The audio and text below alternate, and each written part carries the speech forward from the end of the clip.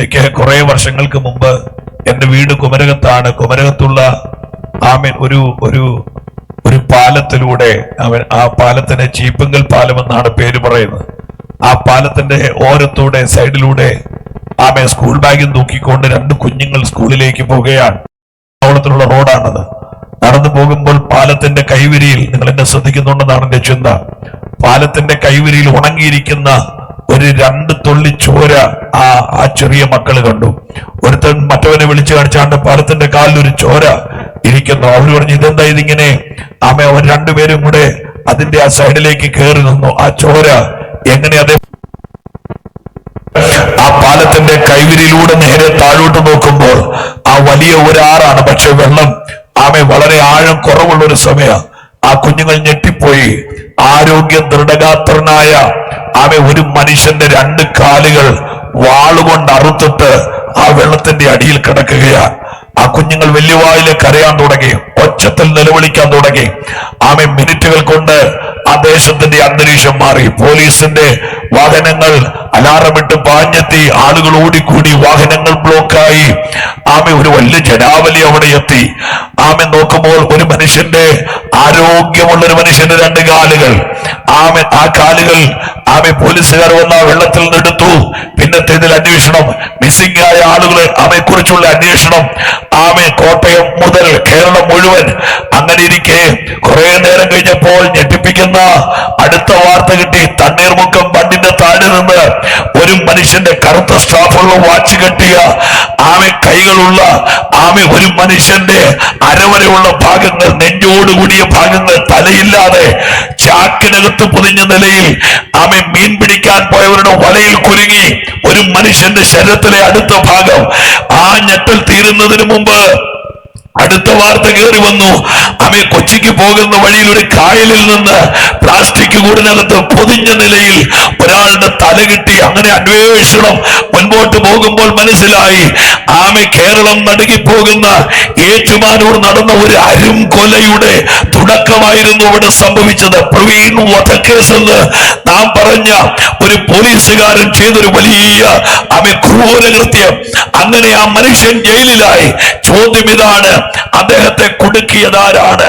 കേരളത്തിലെ പോലീസാണോ? അല്ല. അതിന്റെ അടിവേരും തായ്വേരും അന്വേഷിച്ചു എന്നാൽ കുരുക്കിയത് ആ പാലത്തിന്റെ കാലിൽ ഒട്ടിപ്പിടിച്ച ചോരയാണ്. കുറച്ച് നാളുകൾക്ക് മുമ്പ് രാഷ്ട്രീയ അരുംകൊലയുടെ അങ്ങേ അറ്റത്ത് നിൽക്കുന്ന അഭിമന്യു വധക്കേസ് നിങ്ങൾക്ക് ഓർമ്മയുണ്ടല്ലോ. എങ്ങനെയാ കുറ്റവാളികളെ പിടിച്ചത്?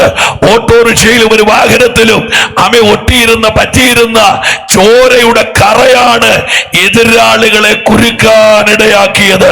ഓർക്കുന്നുണ്ടോ? അമ്പൂരി രാഖി വധക്കേസ് എന്ന് പറയുന്ന ഒരു വല്ലാത്ത ഞെട്ടിപ്പിക്കുന്ന സംഭവം. എങ്ങനെയാ കുറ്റവാളികളെ കുരുക്കിയത്?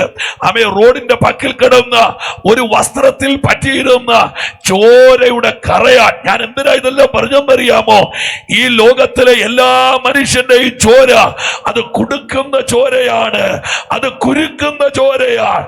എന്നാൽ ഇന്ന് രാത്രി ഒരു മനുഷ്യന്റെ കുരുക്കഴിക്കുന്ന ചോരയുണ്ട്, പാപം അഴിക്കുന്ന ഒരു ചോരയുണ്ട്.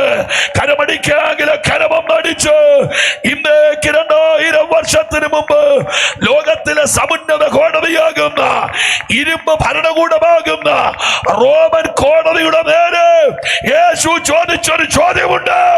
നിങ്ങളിലാ എന്റെ പാപത്തെ കുറിച്ച് എനിക്ക് ബോധം വരുത്തുമെന്ന്.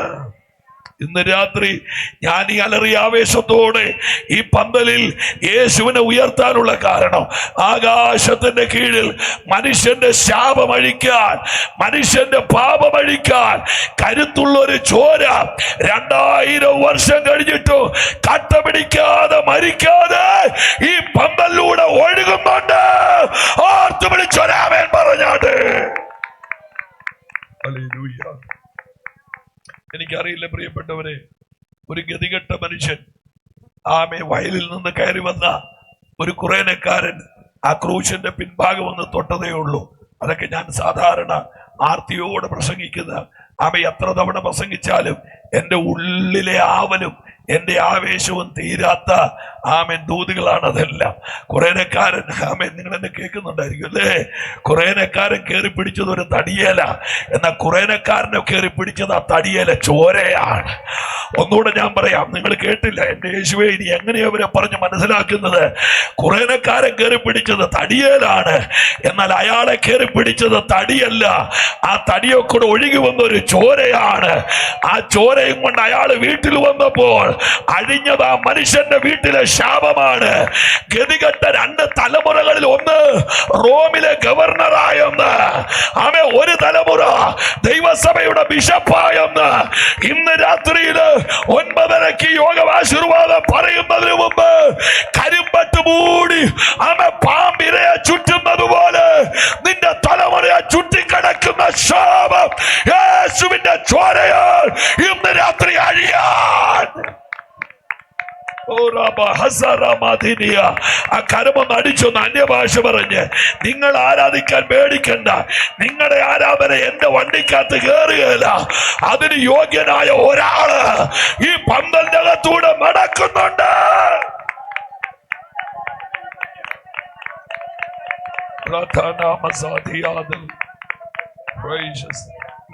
ജീവിതത്തിലെ ഏറ്റവും വലിയ ഭാഗ്യം ഈ മഹാദൈവത്തെ കണ്ടുമുട്ടിയത്. ആമേൻ. ദയവായി നിങ്ങൾ എന്നെ ശ്രദ്ധിച്ചിരിക്കുക. യേശു കർത്താവിന്റെ പരസ്യ ശുശ്രൂഷ പച്ചവെള്ളത്തെ വീഞ്ഞാക്കി ആരംഭിക്കുകയാണ്. ഏതാണ്ട് 37ഓളം അത്ഭുതങ്ങൾ യേശു കർത്താവ് ചെയ്യുകയാണ്. യേശു കർത്താവിന്റെ അത്ഭുതങ്ങൾ യഹൂദയ, ഗലീലിയ, ശമരിയുടെ മൺ അനസ്യൂതം ഒഴുകുന്ന ഒരു നദി പോലെ കർത്താവിന്റെ അത്ഭുതങ്ങൾ പെരുകുന്ന കൂട്ടത്തിൽ വളരെ ഗൗരവമുള്ള ഒരു ഭാഗം ആമേ മർക്കോസിന്റെ സുവിശേഷം. പ്രാർത്ഥനയോടെ ഇരിക്കണേ ദൈവമക്കൾ. 5-ാമത്തെ അധ്യായം 1-ാമത്തെ കാര്യം ഞാൻ ഈ സാധാരണ എല്ലായിടത്തും പറയുന്നുണ്ട്, നാം ഒന്നിച്ച് അവന്റെ നാമത്തെ ഉയർത്തുക എന്ന വേദപുസ്തകത്തിലെ വാക്യം.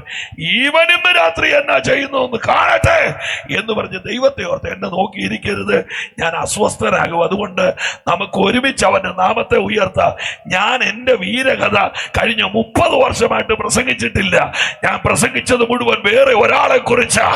അതെന്റെ യേശു മാത്രമാണ്. ആ കരമൊന്ന് ഉയർത്തിക്കൊണ്ടൊരു ഹല്ലേലൂയ പറഞ്ഞാട്ടെ. കർത്താവിന്റെ അത്ഭുതത്തിന്റെ പരമ്പരകൾ ആമേ പലസ്തീന്റെ മണ്ണിനെ വിറപ്പിക്കുമ്പോൾ ആമേൻ ഈ മർക്കോസിന്റെ സുവിശേഷം 5-ാം അധ്യായത്തിൽ ഒരു നൂലിൽ മുത്തുകോർക്കുന്നത് പോലെ കോർത്തിണക്കിയിട്ട അല്ല, കോരിയിട്ട 3 സംഭവങ്ങൾ. ഒന്ന്, 6000 ദുർഭൂതത്താൽ പിടിക്കപ്പെട്ട് ഭാവി മുക്കോണം മുടിഞ്ഞുമ്മങ്കുരുത്തുപോയ ലക്ഷ്യങ്ങളും ലക്ഷണങ്ങളും തകർന്നുപോയ ഒരു പാവം യൗവനക്കാരന്റെ ചരിത്രം. 2-ാമത്തത്, ശാപരോഗമാകുന്ന രക്തസ്രവത്താൽ പിടിപെട്ട് സമൂഹം പുറന്തള്ളി അവഗണനയുടെ നാൽക്കവലയിൽ വേദനയുടെ ശരശയ്യയിൽ എല്ലാവരാലും കൈവിടപ്പെട്ട് തകർന്നടിഞ്ഞു മുടിഞ്ഞുപോയ ഒരു പാവം സഹോദരിയുടെ ചരിത്രം. 3-ാമത്തേത്, ഒരു പള്ളിപ്രമാണിയുടെ ഏകജാതയായ മകൾ മരിച്ച് വിറക് കൊള്ളി പോലെ ഉണങ്ങി നിർജീവമായ ചിരിയും ചിന്തയുമില്ലാത്ത ലോകത്തിലേക്ക് മാറ്റപ്പെട്ട തലമുറയുടെ മുൻപിൽ വിറങ്ങലിച്ചു നിൽക്കുന്ന ഒരു ഗ്രാമം. ഇന്ന് രാത്രി ഞാൻ ഈ ഉപ്പുതറയോട് പറയാൻ ഒരു ദൂതന്റെ കയ്യിലുണ്ട്. ആമേ, 3 വ്യാപാരത്തിന്റെ മേൽ, 1 മരണത്തിന്റെ മേൽ, 2 ശാപരോഗത്തിന്റെ മേൽ, 3 ആമേ സാത്താന്റെ മേൽ ജയം തരാൻ കഴിവുള്ള ഒരാള് ഇന്ന് രാത്രി ഇവിടെ വന്നിട്ടുണ്ട്. എനിക്ക് തോന്നുന്നു യേശുവിന്റെ അത്ഭുതത്തിന്റെ ദീർഘദൂര വ്യാപ്തിയുടെ വേലിക്കല്ലുകളാണ് ആമേ മർക്കോസിന്റെ സുവിശേഷത്തിലെ ഈ 3 സംഭവങ്ങൾ. ലോകത്തെ വിരട്ടിയ ഏറ്റവും വലിയ വെല്ലുവിളി എന്താ? മരണം. 276 കിലോമീറ്റർ സ്പീഡിൽ റൺവേയിൽ കൂടെ പാഞ്ഞു വന്ന് അമ്മ മൂക്ക് പൊക്കി ആകാശത്തേക്ക് പറന്നു കയറി ലോകത്തിലെ ഏറ്റവും തിരക്കുള്ള ലണ്ടനിലെ ഹീത്രൂ എയർപോർട്ടിൽ ആയിരക്കണക്കിന് സ്വപ്നങ്ങളുമായി പറന്നിറങ്ങാൻ ആർത്തിയോടെ വടക്കേന്ത്യയുടെ മണ്ണിൽ നിന്ന് കുത്തനെ പറന്നു കയറി ഒരു ആകാശവാഹനം 600 അടി മേളിൽ ചെന്നിട്ട് ചക്കവെട്ടി നിലമ്പൊത്തുന്നത് പോലെ ഒന്ന് നിലമ്പൊത്തിയപ്പോൾ 3 മിനിറ്റ് കൊണ്ട് 265 പേര് ചാരക്കൂനയായി മാറിയെങ്കിൽ ഇന്ന് രാത്രി ഒരു കാര്യം ഓർത്തോണം, എത്ര പകച്ചാലും അകന്നു പോകാത്ത ഒരു സത്യമുണ്ട്, അത് മരണമാ. അവഗണിച്ചാലും മാറി നടന്നാലും ഇത് നമ്മുടെ നേരെ വരും. അതിനെക്കുറിച്ച് വിശദീകരിക്കാൻ എനിക്ക് ആവേശമുണ്ട്, പക്ഷെ ആർത്തിയില്ല. കാരണം എന്റെ ദൂത് മറ്റൊന്നായതുകൊണ്ട്. ഈ ബൈബിൾ ശ്രദ്ധിക്കണം, നമ്മെ പഠിപ്പിക്കുന്ന 3 മരണങ്ങളുണ്ട്. ദൈവത്തെ ഓർത്ത് ഉപദ്രവിക്കരുത്. എന്റെ പ്രസംഗ വിഷയം മരണമല്ല. 3 മരണങ്ങൾ. 1 ജഡമരണമാണ്, ജഡമരണം. 2 ഒരു മനുഷ്യന്റെ ആത്മമരണമാണ്. 3 ഒരു മനുഷ്യന് നിത്യമായ മരണമാണ്. 2ാം മരണമെന്നോ ബോട്ടംലെസ് പിറ്റ്, നടിയില്ല കുഴിയെന്നോ ഒക്കെ നമ്മൾ ഓമന പേരിട്ട് വിളിക്കുന്ന ഒരു നിത്യമായ മരണം. ഇക്കൂട്ടത്തിൽ ഈ ജഡമരണത്തിന് ബൈബിൾ അധികം വലിയ പ്രാധാന്യം കൊടുത്തിട്ടില്ല. കാരണം എന്താണെന്നറിയാമോ? അടക്കപ്പെടുന്നത് ഉയർക്കാനുള്ള ശരീരമാണെങ്കിൽ. ഇത് ഏലവും കാപ്പിയൊക്കെ ഉള്ള സ്ഥലമാണല്ലോ, കുടിക്കുന്ന കാപ്പിയല്ല. ഞാൻ കാപ്പി കുരു എന്നാണ് ഉദ്ദേശിച്ചത്. കാപ്പിക്കുരു സംസ്കരിച്ച് കാപ്പിപ്പൊടി ഉണ്ടാക്കുന്നു. ഞാൻ പറഞ്ഞത് ശരിയാണോ? ഈശോയേ, കാപ്പിക്കുരു സംസ്കരിച്ചല്ലേ കാപ്പിപ്പൊടി ഉണ്ടാക്കുന്നത്? അതോ നിങ്ങളുടെ വീട്ടിൽ ആരെങ്കിലും കയറി വരുമ്പോ 3 കാപ്പിക്കുരുവും ചൂടുവെള്ളം കൂടെ കയ്യിലോട്ട് കൊടുക്കുവാണോ ചെയ്യുന്നത്? അല്ലല്ലോ അച്ഛാ, ഇത് 4 എണ്ണം വയലിട്ടൊന്ന് ഉണഞ്ഞ് ഇടയ്ക്കിടയ്ക്ക് ചൂടുവെള്ളം കുടിച്ചാൽ മതി, കാപ്പി ആയിക്കോളും. അതെന്തൊരു ഭ്രാന്താണത്. അപ്പോ കാപ്പിക്കുരു സംസ്കരിച്ച് കാപ്പിപ്പൊടി ഉണ്ടാക്കുന്നത്. അപ്പൊ കാപ്പിപ്പൊടി വരുമ്പോ മേത്തരമാകുക. അങ്ങനെയാണെങ്കിൽ മരണത്തിന് ശവമടക്കിന് കൊടുത്തിരിക്കുന്ന ഒരു പേരാ സംസ്കാരം. എന്താ വാക്കിന്റെ അർത്ഥം എന്നറിയാമോ? മേത്തരമായതിലേക്കുള്ള ഒരു ഡോറാണത്. എത്ര പേര് ആമേൻ പറയുന്നുണ്ട്? ഒരു യഥാർത്ഥ ദൈവഭക്തനറിയാം. മണ്ണിൽ ഉറങ്ങിയിടുന്ന ശുദ്ധിമാന്മാർ മിണ്ടുന്നില്ല. ഉയർക്കാനില്ലാത്തവര് മിണ്ടണ്ട. ആവേശവും പ്രത്യാശയുള്ളവരും മിണ്ടിയാ മതി. മണ്ണിൽ ഉറങ്ങിയിടുന്ന ശുദ്ധിമാന്മാർ കാഹളനാദം കേൾക്കുന്ന മാത്രയിൽ പെട്ടെന്ന് ഉയർത്തുവാനിൽ ചേർന്നിടുമെന്ന് കർത്താവ് തൻ ഗംഭീരനാദത്തോടെ, പ്രധാന ദൂതന്റെ ശബ്ദത്തോടെ, ദൈവത്തിന്റെ കാഹളത്തോടെ സ്വർഗത്തിൽ നിറങ്ങി വരൂ. ക്രിസ്തുവിൽ മരിച്ചവർ മുമ്പേ ഉയർത്തെഴുന്നേൽക്കും. ഇന്ന് രാത്രി പ്രത്യാശയുള്ളവർ ആ കരമെന്ന് തട്ടി കർത്താവിനെ സ്തുതിക്കാൻ. ഹല്ലേലൂയ. എന്താ ജോസ നമ്മുടെ പഴയ പാട്ട്? ഈ പാഴ് ലോകത്തിൽ എനിക്കാശയെന്നഹോ, ഈ പാഴ് ലോകത്തിൽ എനിക്കാശയെന്നഹോ, പഞ്ഞിപോൽ പറന്നു പോകും പാഴ് ലോകമേ, ഞാൻ പഞ്ഞിപോൽ പറന്നു പോകും മായാലോകമേ, ഹായന്താനന്ദം.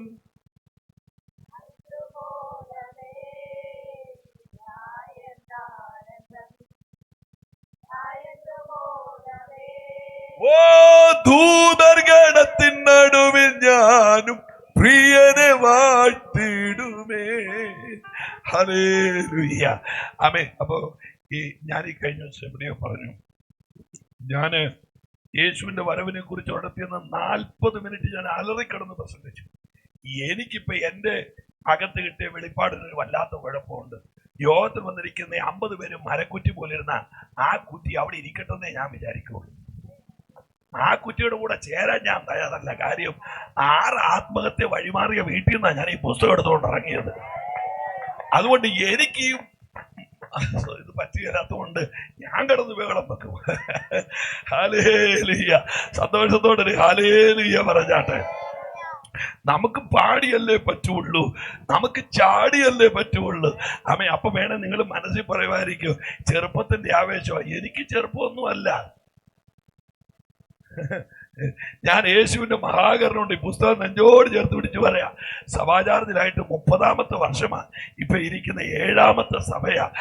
ഇനി നിങ്ങളൊരു ആമയം പറഞ്ഞു തരും, കർത്താവിൻ്റെ ഒരു നല്ല ആമയം പറഞ്ഞു തരും. അതുകൊണ്ട് ഇത് ആവേശത്തിന്റെ തിരയിളക്കമൊന്നുമല്ല. ഇത് കണ്ടിറങ്ങിയ കർത്താവിന്റെ മഹത്വമാണ്. നല്ലപോലെ ഒരു ഹല്ലേലൂയ പറഞ്ഞാട്ടെ, നല്ല ശക്തിയോടൊരു ഹല്ലേലൂയ പറഞ്ഞാട്ടെ. കർത്താവിന്റെ മടങ്ങിവരവിനെ കുറിച്ച് ഞാന് അത് കസേരയില്ല, ഞാൻ പെട്ടിയുടെ കാറ്റുണ്ടാകാം. ഞാൻ എന്റെ പാസ്റ്ററെ 40 മിനിറ്റ് ആ ചർച്ചിൽ അലറിക്കിടന്നുകൊണ്ട് യേശു വരുമെന്ന് പ്രസംഗിച്ചു. എല്ലാരും തലയാട്ടി സമ്മതിക്കുന്നുണ്ടായിക്കോട്ടെ. അല്ലാതെ അവിടെ ആകെ 4 പേര് ആരാധിക്കുന്നുണ്ട്, 4 പേര്. പെട്ടെന്ന് ഈ 40 മിനിറ്റ് കഴിഞ്ഞപ്പോ ഞാൻ ആ ദൂത് ഇൻഡിക്കേറ്റർ ഇട്ടൊന്ന് തിരിച്ചയച്ചു പറഞ്ഞു, ചില തലമുറകളുടെ വിടുതൽ ഞാൻ കണ്ടുകൊണ്ടിരിക്കുന്നു. 67 എണ്ണം ഞാൻ നോക്കുമ്പോ നിന്ന് കറങ്ങും. എടാ, കർത്താവിന്റെ വരവെന്ന് കേൾക്കുമ്പോ ആവേശമില്ലാത്ത കൂട്ടായ്മയൊക്കെ പിരിച്ചുവിടണം. എന്തിനായി മണ്ണാങ്കട്ടയെല്ലാം കൂടെ വെച്ചുകൊണ്ടിരിക്കുന്നത്?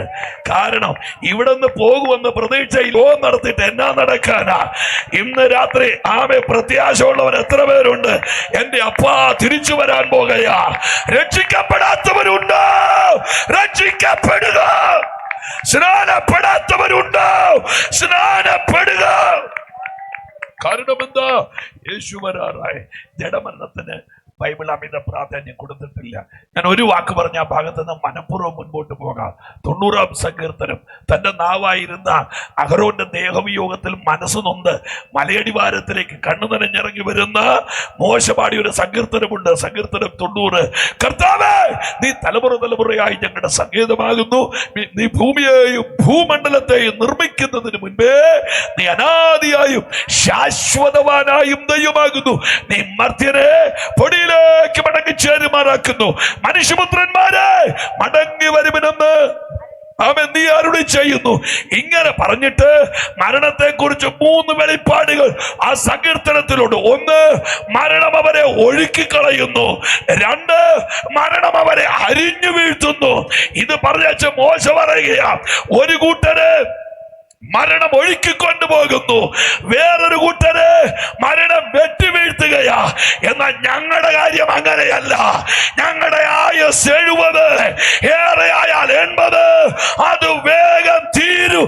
ഞങ്ങൾ പറക്കുകയാ. എത്ര പേരാ കരം തട്ടിയാമേ? ഞങ്ങൾ വെട്ടുകൊണ്ട് വീഴുകയല്ല, ഞങ്ങൾ പറക്കുകയാ.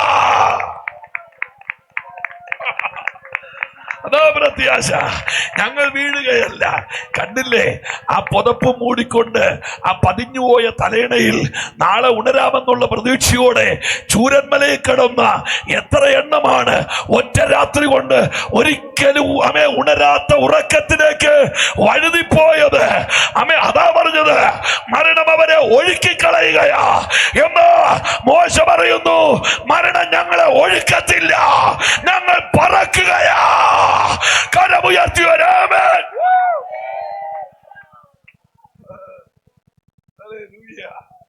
അതല്ലേ പൗലോസ് പറഞ്ഞത്? ഞങ്ങളുടെ പൗരത്വം, ഒന്ന് സന്തോഷത്തോടെ ഇരിക്കുക. ഞങ്ങളുടെ പൗരത്വം റേഷൻ കാർഡ് നീലയായാലും മഞ്ഞയായാലും പച്ചയായാലും, ഇനി അഥവാ കാടനെ അങ്ങോട്ട് മേടിച്ച് കത്തിച്ച് കളഞ്ഞാലും, റേഷൻ കടയിൽ നിന്ന് പേര് വെട്ടിയാലും. നാടൊരാളോട് പറഞ്ഞു, ഒത്തിരി നാളൊന്നും നിങ്ങളുടെ വഴുവെന്ന് ഓർക്കണ്ട, റേഷൻ കടയിൽ നിന്ന് പേര് വെട്ടുമെന്ന്. ഞാൻ പറഞ്ഞു, ഏടാ പോടാ, 40 ലക്ഷം പേർക്ക് കാർഡില്ലാതെ ആകാശത്തുനിന്ന് മണ്ണായിട്ട് ആളിവിടെ ഇരിക്കുക. എത്ര പേര് ആമേൻ പറയുന്നുണ്ട്? മന്ന മേളി നിട്ട് കൊടുക്കാൻ, കാക്കയെ കൊണ്ട് അപ്പം കൊടുപ്പിക്കാൻ ഒന്ന് നല്ലായിട്ടൊന്ന് കൈ അടിച്ച്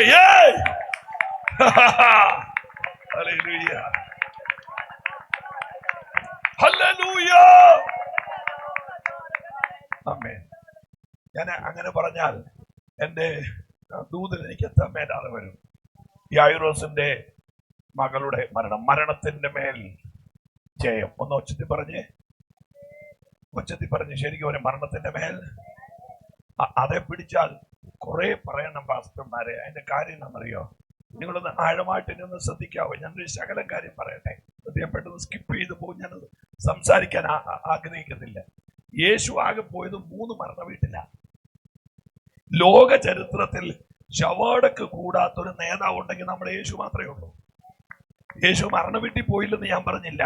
യേശു പോയ 3 വീട്ടിലും അടക്കം നടന്നില്ല. ഇവിടെ ഇരിക്കുന്ന ഈ പാസ്റ്റർമാർ അടക്കി കുഴഞ്ഞിരിക്കുക. അയ്യോ, എന്ത് പ്രസംഗമല്ലേ! അവസാനം സെമിത്തേരിലോട്ട് കൊണ്ടുവച്ച് ഈ ദ്രവത്വമുള്ളത് അദ്രവത്വത്തെയും അമർത്യതയെ പ്രാപിക്കോളം മരണം നീങ്ങി ജയം വന്നിരിക്കുന്നു. ഹേ മരണമേ, നിന്റെ ജയം ഇവിടെ, പാതാളമേ നിന്റെ വിഷമുള്ള ഇവിടെ. ഇനി ആരെങ്കിലും കാണാനുണ്ടോ? വന്ന് കയറിക്കൊണ്ടോ, ഇല്ലെങ്കിൽ വേണ്ടപ്പെട്ടവർ ഒന്ന് മുഖം മുടിക്കോ. എന്റെ കാര്യം എന്നറിയോ? അവിടെ പൊതിഞ്ഞു വെച്ചിരിക്കുന്ന റോബസ്റ്റ് അപ്പോഴും വടയും തടുത്തു പോകും. കണ്ടിട്ടില്ല? എന്നിട്ട് അവസാനം ഈ മുഖം മൂടിക്കഴിയുമ്പോ ഒരൊറ്റ ചൊല്ലുണ്ട്, നീയോ സഹോദര പോയി വിശ്രമിച്ചു കൊള്ളുക, കാലാവസാനത്തിൽ നിന്നോഹരി പ്രാപിപ്പാൻ നീ എഴുന്നേറ്റു. ഇങ്ങനെ പറഞ്ഞാൽ നമ്മൾ ഈ പറഞ്ഞു വിടുന്നവരെല്ലാരും ഉയർക്കുകയല്ലെന്ന് ആ കിടക്കുന്ന ബോഡിക്കും അറിയാം, പറയുന്ന നമുക്കും അറിയാം. ഇല്ല, നമ്മൾ ആരും ഇതിനകത്തൊന്ന് പുറത്തല്ല കേട്ടോ. ഇത് പറയുമ്പോ ഞാന് അങ്ങ് വിശുദ്ധിയുടെ 7ാം സ്വർഗത്തിലൊന്നും നിങ്ങൾ വിചാരിക്കണ്ട. ഇത് ഞാൻ ഈ കഴിഞ്ഞ ഇടയ്ക്ക് ഒരു ശവടക്കം കഴിഞ്ഞ് ചിന്തിക്കുമ്പോ ഒരു ആന്റി 4 പൊതി എടുത്തോണ്ട് പോകുന്നു. 4 പൊതി. അപ്പൊ എന്റെ അടുത്ത് നിന്ന് പാസ്റ്റോട് ചോദിച്ചു, എന്നെ 4 പൊതി അന്നേരം പറഞ്ഞു ഭയങ്കര സങ്കടമായിരിക്കും എന്ന് പറഞ്ഞു. അതുകൊണ്ടായി 4 പൊതിയായിട്ട് പറഞ്ഞു. ഹല്ലേലൂയ. മരിച്ചവരുയർക്കും. ഈ ബൈബിളിനകത്ത് യേശു 3 മരണ വീട്ടിൽ പോയിട്ടുണ്ടല്ലോ. ശ്രദ്ധിച്ചു കേട്ടോണേ. യായിറോസിന്റെ മകളും നൈനിലെ വിധവയുടെ മകനും ലാസറും. ഇതിനകത്തൊക്കെ ഭയങ്കര ചിന്തനീയമായ കുറെ കാര്യങ്ങൾ. ഈ ആദ്യത്തെ 2 മരണ വീട്ടിൽ യേശു കരഞ്ഞിട്ടില്ല. ലാസറിന്റെ വീട്ടിൽ നിന്ന് വിതുമ്പി കരയുക. അതെന്താ യേശുവിന് അങ്ങനെ ഒരു പാഷ്വാലിറ്റി തോന്നിയെന്ന് എനിക്കൊരു വെപ്രാളം വന്നു. ആമീൻ. നമ്മളൊക്കെ ഈ കേരളം മുഴുവൻ യാത്ര ചെയ്യുന്ന ആളുകളല്ലേ. വല്ലാത്ത ആൾക്കൂട്ടവും കരിങ്കൊടിയും ആദരാഞ്ജലിയൊക്കെ കാണുമ്പോൾ വണ്ടി സൈഡിൽ നിർത്തിച്ച് അറിയാതെ ചോദിക്കും, ആരാ മരിച്ചു. അന്നേരം പറയും ഒരു പയ്യനാ ആക്സിഡന്റ് എന്ന് പറഞ്ഞാൽ അത് അവൻ നമ്മുടെ ആരും അല്ലേലും അവിടെ ഒന്ന് ഇറങ്ങി അവനെ കാണും. ആരാന്നൊന്നും അറിയത്തില്ല. എന്റെ കാര്യം എന്നറിയോ?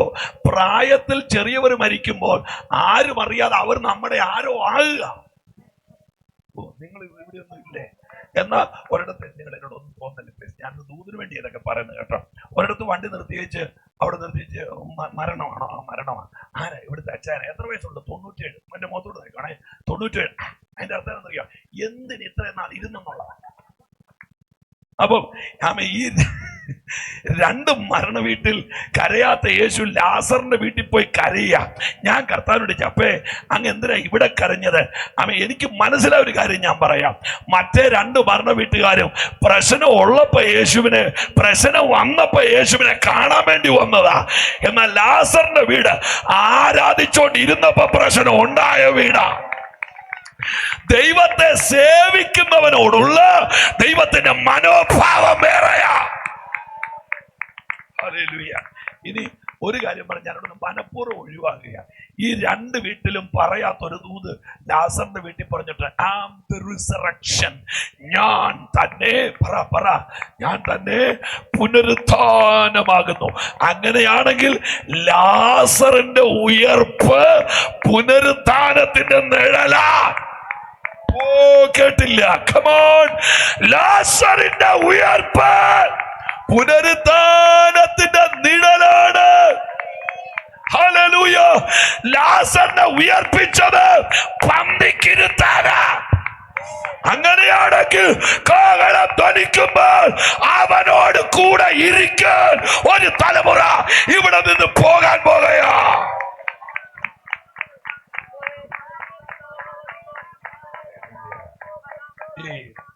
ഞാനൊരു തമാശ പറയാം. തമാശയാന്ന് പറഞ്ഞാ ഞാൻ ഈ പറയുന്നത്. നമ്മുടെ ഈ കേരളത്തിൽ ഈ വളരെ സരസമായി ദൈവവചനത്തിന്റെ മാർമിക സത്യങ്ങൾ പറയുന്ന ഒരു പാസ്റ്ററിന്റെ പേര് നിങ്ങൾക്കറിയാം, ഞാൻ പറയാതിരിക്കുന്നില്ല. അപ്പോ അദ്ദേഹത്തിന്റെ പ്രത്യേകത, എല്ലാ മരണ വീട്ടിലും പോകും.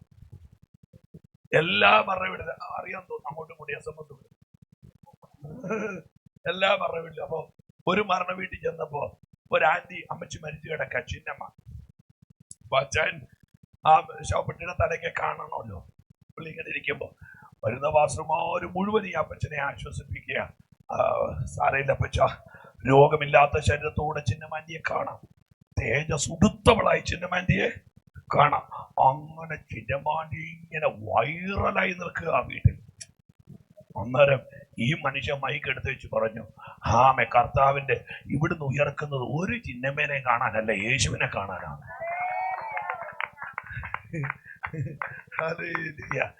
നിങ്ങൾ സത്യം പറ, അവിടെ വിവാഹം കഴിക്കുന്നുമില്ല. വിവാഹത്തിന് കഴിഞ്ഞ ദിവസം ആരുണ്ട് ഒരു രസത്തിന് പറഞ്ഞു, അതുകൊണ്ടല്ലേ അതിന്റെ പേര് സ്വർഗം ഇട്ടിരിക്കുന്നത്.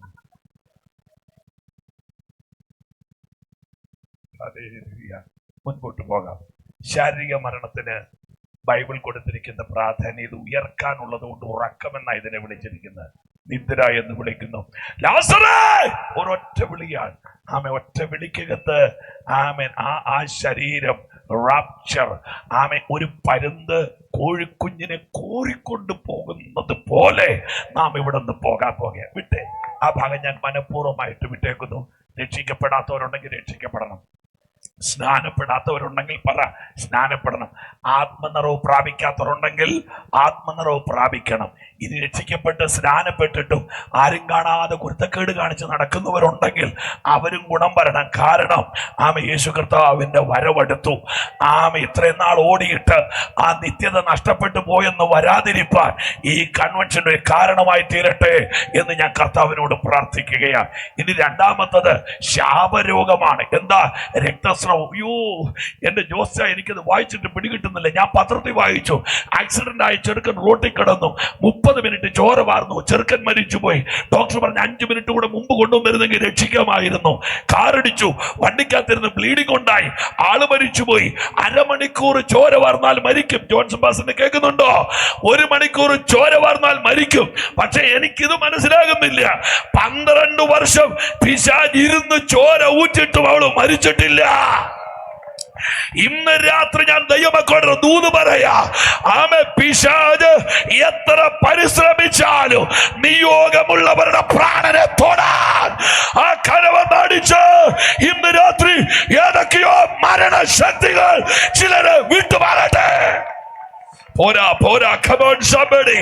ലബ്രഥന ശഖോറിയ ലബർഥനായ സന്ധനായ ഏതൊക്കെയോ വീടിന്റെ മുമ്പിൽ ഒരു പാമ്പ് നിൽക്കുന്നത് പോലെ കയറി നിൽക്കുന്ന അവൻ മരണക്കെട്ടുകൾ ഇന്ന് രാത്രി യേശുവിന്റെ നാമത്തിൽ അഴിഞ്ഞു മാറട്ടെ.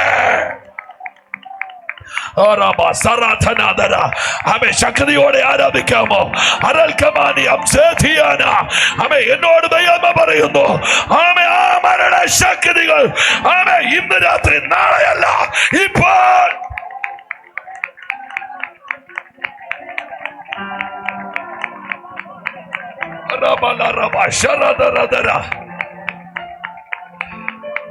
ഹല്ലേലൂയ. ഞാൻ എന്റെ സാക്ഷി ഒരു 5 മിനിറ്റ് പറയാം. ഞാൻ ഈ സ്ഥലത്ത് അടുത്തിടയ്ക്കൊന്നും വന്നിട്ടുണ്ടെന്ന് എനിക്ക് തോന്നുന്നില്ല. ആമേ, ഇന്നേക്ക് ഒരു 40 വർഷത്തിന് മുമ്പ്, 39 വർഷത്തിന് മുമ്പ് ഞാനും എന്റെ വല്യപ്പച്ചനും ഇവിടെ അപ്പന്റെ അപ്പനും കൂടെ സന്ധ്യാനാമം ജപിക്കാൻ വീടിന്റെ തിണ്ണയിൽ മുച്ചോട് കത്തിയ നിലവിളക്കിന് മുമ്പിൽ ഇരുന്ന ഒരു ഗതികെട്ട രാത്രി എനിക്ക് ഓർമ്മയുണ്ട്. രാത്രി അതിവേഗത്തിൽ നാമം ചൊല്ലുന്നു, അടുപ്പത്ത് കഞ്ഞി വെട്ടി തിളയ്ക്കുന്നു. നാമം ചൊല്ലി തീർത്താൽ കഞ്ഞി കുടിക്കുക, അതുകൊണ്ട് തന്നെ നാമത്തിന്റെ വേഗത കൂടുകയാ. രാത്രി 7:30 ജോലി കഴിഞ്ഞ് വീട്ടിലേക്ക് വന്ന എന്റെ അപ്പൻ, അമ്മ, എന്റെ വീട് കുമരകത്ത, അതുകൊണ്ട് എന്റെ പേരിന്റെ പുറകിൽ സുഭാഷ് കുമരകം എന്ന് പറഞ്ഞൊരു വാല് കിടക്കുന്നത്. ആമേ, രാത്രി 7:30 ജോലി കഴിഞ്ഞ് വന്ന എന്റെ അപ്പനെ വീടിന്റെ മുറ്റത്ത് വെച്ച് അണലിപ്പാമ്പ് കൊത്തുകയാ. പാമ്പിന്റെ കടിയേറ്റ് ഒരലർച്ചയോടെ എന്റെ അപ്പൻ നിലംപൊത്തി. സന്ധ്യാസമയത്തുള്ള വിഷം തൊടിയില് വിഷദംശനം മരണത്തിന്റെ കാരണമാണെന്ന് പറഞ്ഞ് അന്ധവിശ്വാസങ്ങളുടെ കൂടായ എന്റെ വല്യപ്പൻ മുച്ചോട് കത്തിന്ന് നിലവിളക്കെടുത്ത് സ്വന്തം നെഞ്ചിലേക്ക് ആഞ്ഞടിക്കുന്നത് എന്റെ ഓർമ്മയിലുണ്ട്. ഞാൻ 2ാം ക്ലാസ്സിൽ പഠിക്കുന്ന സമയം. നിങ്ങളൊന്ന് ഓർത്ത് നോക്കിക്കേ.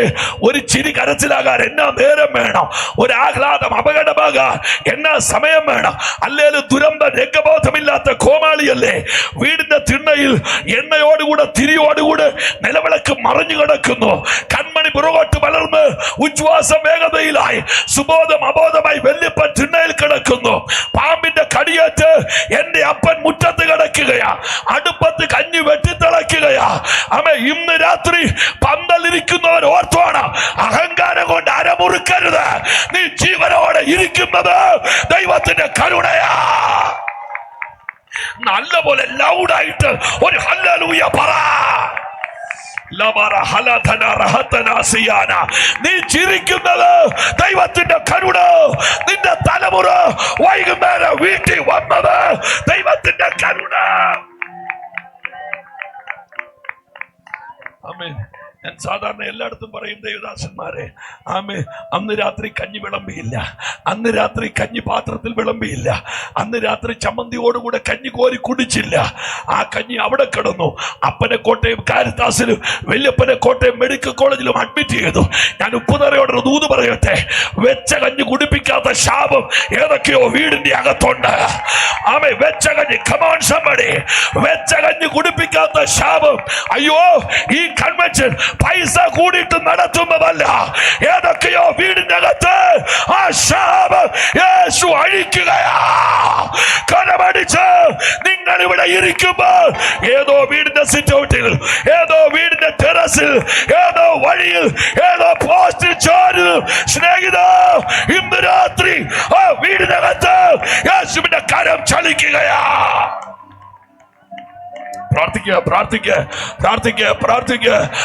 ഒരു സിംഹം ഇരപിടിക്കാൻ ഇറങ്ങുന്നത് പോലെ, യഹൂദാ ഗോത്രത്തിലെ ബാലസിംഹം ഇന്ന് രാത്രി ഉപ്പുതറയുടെ തെരുവിൽ ഇറങ്ങി നിൽക്കുന്നു. അവന്റെ ശബ്ദം കേൾക്കുന്നവർ കരമടിച്ച് ഹല്ലേലൂയ.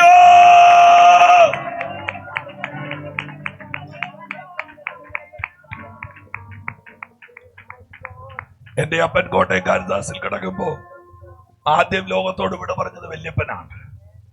വിഷം കയറിയത് അപ്പന്റെ ദേഹത്ത്. മകൻ മരിക്കുമെന്നുള്ള ആധികേറി വ്യാധി മൂത്ത് ലോകത്തോട് വിട പറഞ്ഞത് വല്യപ്പനാണ്. താടി വട്ടം കെട്ടി, മൂക്കിനകത്ത് പഞ്ഞു തിരികെ, പട്ടിനകത്ത് പൊതിഞ്ഞു കെട്ടിപ്പൊക്കിയ പന്തലിൽ ശരീരം വെച്ചു. നാടളകി, അനുശോചന പ്രവാഹം.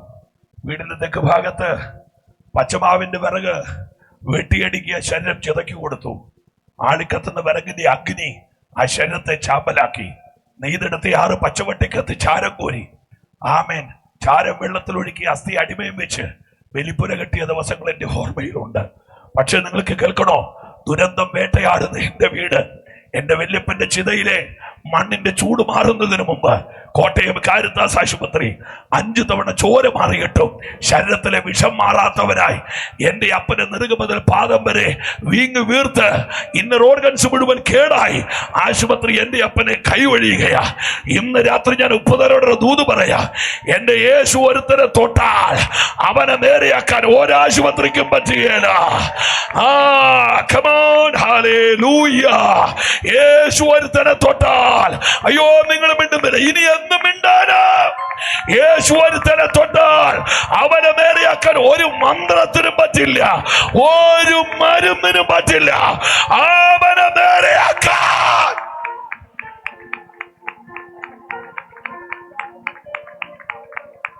ആശുപത്രി കൈയൊഴിഞ്ഞു. നീരുവെച്ച് വീങ്ങി വീർത്ത് എന്റെ അപ്പനെ വീട്ടിൽ കൊണ്ടുവന്നു. ബന്ധങ്ങളെല്ലാം കൈയൊഴിഞ്ഞു. അപ്പന് സഹോദരങ്ങൾ 3, അമ്മയ്ക്ക് സഹോദരങ്ങൾ 4. എല്ലാവരാലും കൈയൊഴിയപ്പെട്ട് ജീവിക്കാൻ മാർഗമില്ലാതെ വീടിന്റെ ഉത്തരവും കഴുക്കൂലും മോന്തായവും പൊളിച്ചു വിറ്റു. തറപ്പാട്ടിൽ സ്വർണ്ണ നിറമുള്ള ആറ്റുമണ്ണാണ് ഇട്ടിരുന്നത്. കൊട്ടയ്ക്കകത്ത് കോരി വിറ്റു. അമ്മ വെട്ടുകല്ല് പൊട്ടാതെ ഞങ്ങൾ അടർത്തി വിറ്റു. ജീവിക്കാൻ മാർഗമില്ലാതെ ചെതലരിച്ച 10 ഓല അടുക്കി പലകമര കുത്തിച്ചായിച്ച് അവൻ മരണം കാത്തു കെട്ടി കിടക്കുന്ന എന്റെ വീട്, എല്ലാവരാലും കൈവിടപ്പെട്ട വീട്ടിൽ മരുന്ന് മേടിക്കാൻ പോലും പണമില്ലാതെ വെള്ളശംഖുഷ്പത്തിന്റെ പേരിട്ട് പാലും കാച്ചി കൊടുത്ത് മരണത്തിന്റെ മണിമുഴക്കത്തിന് വേണ്ടി കാത്തിരിക്കുകയാ 5 പേരടങ്ങുന്ന ഒരു കുടുംബം. ജീവിക്കാൻ മാർഗമില്ലാത്തവന് ജയിക്കാനുള്ള ഏക മാർഗം ആത്മഹത്യയാണ്. അങ്ങനെ എന്റെ അപ്പനും അമ്മയും കൂടെ ജീവിക്കാൻ മാർഗമില്ല, എല്ലാവരാലും കൈയൊഴിഞ്ഞു. പാമ്പിന്റെ കടിയേറ്റ് മകനെ ഓർത്ത് അപ്പൻ മരിച്ചെന്ന് മകന്റെ മരണത്തിലേക്ക് പോകുന്നു. ശാപം പിടിച്ച വീട്ടിലേക്ക് ആരും തിരിഞ്ഞു കയറാതെയായി എല്ലാവരാലും കൈവിടപ്പെട്ടു. ഇന്ന് രാത്രി ഞാനൊരു ദൂത് പറയാ, ചിലരൊക്കെ നിന്നെ കൈവിടുന്നത് ഒരാൾ നിന്നെ കൈ ഏൽക്കാൻ വേണ്ടിയിട്ടാ. കൈ ഒന്ന് ഉയർത്തിപ്പിടിച്ച് ആമേ. കുറെ പേര് നിന്നെ കൈ ഒഴിയട്ടെ സഹോദര. നീ ഒത്തിരി സ്നേഹിച്ചവർ നിന്നെ വിട്ടു പോട്ടെ, ഒത്തിരി സ്നേഹിച്ചവർ നിന്നെ വിട്ട് മാറട്ടെ. എന്നാൽ അമ്മയേക്കാൾ ഉറ്റ സ്നേഹിക്കുന്ന ഒരാൾ കുപ്പിച്ചിലിടിച്ചു പൊട്ടിച്ച് ചോറിന്റെ ഉരലിൽ വെച്ച് വിഴുങ്ങി മരിക്കാൻ നോക്കി, ഫ്യൂരിടാൻ വിഷം കുടിക്കാൻ നോക്കി, കെട്ടിത്തൂങ്ങി കയറോടെ ചെത്തിക്കണ്ടിച്ച് നിലത്തിട്ടു. എന്റെ രണ്ടനുജത്തിമാരെ സാരി കൊണ്ട് ഒക്കത്ത് വെച്ച് കെട്ടി നാട്ടിലെ ഉയർന്ന പാലത്തിൽ നിന്ന് വെള്ളത്തിൽ ചാടാൻ വേണ്ടി പോയി എന്റെ അമ്മ. മരണം നടന്നില്ല. നാമെ ഉയർന്ന മരത്തിൽ കയറി താഴോട്ട് ചാടാൻ നിന്ന് എന്റെ അപ്പൻ നടന്നില്ല. 6 മരണങ്ങളാണ് എന്റെ വീടിനകത്തുനിന്ന് വഴിമാറിപ്പോയത്. ഇന്ന് ഞങ്ങളുടെ വീട്ടിൽ ഞങ്ങൾ ഉയർത്തുന്നത് ജീവന്റെ കർത്താവിനെയാണ്. വീടിന്റെ മുറ്റത്ത് മുളങ്കമ്പ് കൊണ്ടൊരു ഏറുമാടം കെട്ടി മരണത്തിന്റെ മണിമുഴക്കത്തിനു വേണ്ടി കാത്തു കെട്ടിക്കിടന്ന് ദേഹം മുഴുവൻ നീര് വെച്ച് വീങ്ങി വീർത്തി എന്റെ അപ്പനെ തേടി 2 സുവിശേഷകന്മാർ വന്നു. അന്ന് സഭകൾക്കൊക്കെ ഔട്ട്റീച്ച് വർക്ക് എന്ന് പറഞ്ഞൊരു പരിപാടി ഉണ്ടായിരുന്നു. പ്രേക്ഷിത പ്രവർത്തനം, സുവിശേഷ വേല എന്ന് പറയുന്ന ഒരു ഇടപാട്. ആമെ ഏതെങ്കിലും നാട്ടിൽ ഏതെങ്കിലും വീട്ടിൽ ചിലര് തെറി വിളിക്കുമെന്നേ, ചിലര് തെറി വിളിക്കും. എനിക്ക് ലിമിറ്റിൽ കൂടുതൽ പലതും വിശദീകരിക്കാൻ ബുദ്ധിമുട്ടുള്ളത് കൊണ്ട്, ലൈവ് പോകുന്നതുകൊണ്ട് ഞാൻ കർത്താവിന്റെ വേല ചെയ്യാൻ ആദ്യം ഇറങ്ങിയ കാലഘട്ടത്തിൽ എനിക്ക് 17-18 വയസ്സുള്ള സമയത്ത് ഞങ്ങളുടെ ചർച്ചിൽ ഒരു സഹോദരി വരുന്നുണ്ടായിരുന്നു. അവരുടെ ഭർത്താവ് ഒരു രാഷ്ട്രീയ പ്രവർത്തനമൊക്കെയാ, നല്ല സുവിശേഷ വിരോധി. ആ സഹോദരി വന്ന് കരഞ്ഞ് എന്നോട് പറഞ്ഞു, പാസ്റ്റർ ഞങ്ങളുടെ വീട്ടിൽ വന്നൊന്ന് പാസ്റ്റർ കാല് വെച്ച് പ്രാർത്ഥിച്ചാൽ ഞങ്ങൾക്ക് വലിയ വിടുതലായിരിക്കും. ഞാൻ പറഞ്ഞു അതെനിക്ക് വലിയ ദോഷമായിരിക്കും. ഈ സഹോദരി പറഞ്ഞില്ല, ഞങ്ങളുടെ ഭർത്താവിന് എന്തോ ഒരു മീറ്റിംഗ് ഉണ്ട്, അതുകൊണ്ട് ആ സമയത്ത് വന്ന് ഒരു വാക്ക് പ്രാർത്ഥിക്കാമോ? അങ്ങനെ മനസ്സില്ലാ മനസ്സോടെ എന്നെ വിളിച്ചോണ്ട് ആ വീട്ടിൽ പോയി. ജോസ കേൾക്കുന്നുണ്ട്. ഞാൻ ആ വീടിനകത്തിരിക്കുമ്പോ അന്ന് കമ്മിറ്റി നടന്നില്ല. അതേ കയറി വരുന്ന പുള്ളിക്ക് ഏറ്റവും വൈരാഗ്യമുള്ള പാസ്റ്റർ എന്ന് പറഞ്ഞ ഒരാള് ആരോട് ചെയ്തെന്ന് ചോദിച്ചു. ആങ്ങളെയാന്ന് പറയാൻ പറ്റുമോ? ഭർത്താവിന് അറിയാൻ മേലാത്ത ഏതാങ്ങളെയാവുള്ളത് പാസ്റ്റർ എന്ന് പറഞ്ഞു.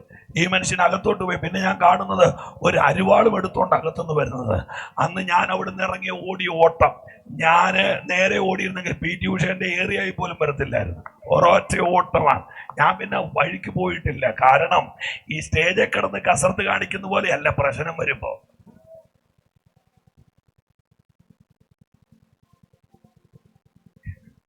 സ്റ്റേജ് എന്തല്ല സാധനം വെച്ച് വീഴ്ചതല്ലേ.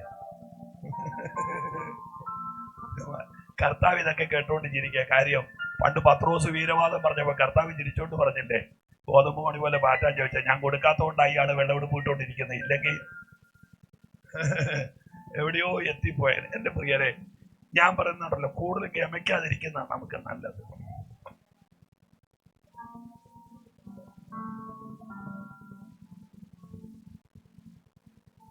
എത്ര വിരാമയം പറയുന്നു.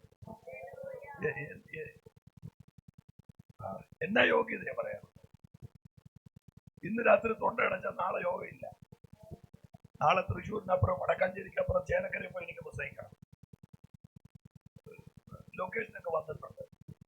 ഇത് വേണ്ടേ? പാടാൻ നിൽക്കുന്നവർക്ക് പോയാൽ തീർന്നേ. വേറെ നിങ്ങാതിരുന്ന ഇത് വായിക്കാൻ പറ്റുമോ? പിന്നെ നമ്മളെല്ലാം സ്തോത്രം, നമ്മളൊക്കെ ഇത്രേ ഉള്ളെന്ന് തിരിച്ചറിഞ്ഞാൽ മാത്രമേ നമുക്ക് മുന്നോട്ട് പോകാൻ പറ്റുള്ളൂ. ഓരോ രാത്രിയിലും വീട്ടിൽ ചെന്നിച്ച് മഞ്ഞളും ഉപ്പും കൂടി ഇട്ട് തൊണ്ടയ്ക്കൊക്കെ ഞങ്ങളുടെ നാട്ടുകാർ എപ്പോഴും കേൾക്കും ഞാൻ കിളകള വെക്കുന്ന വെച്ചാൽ.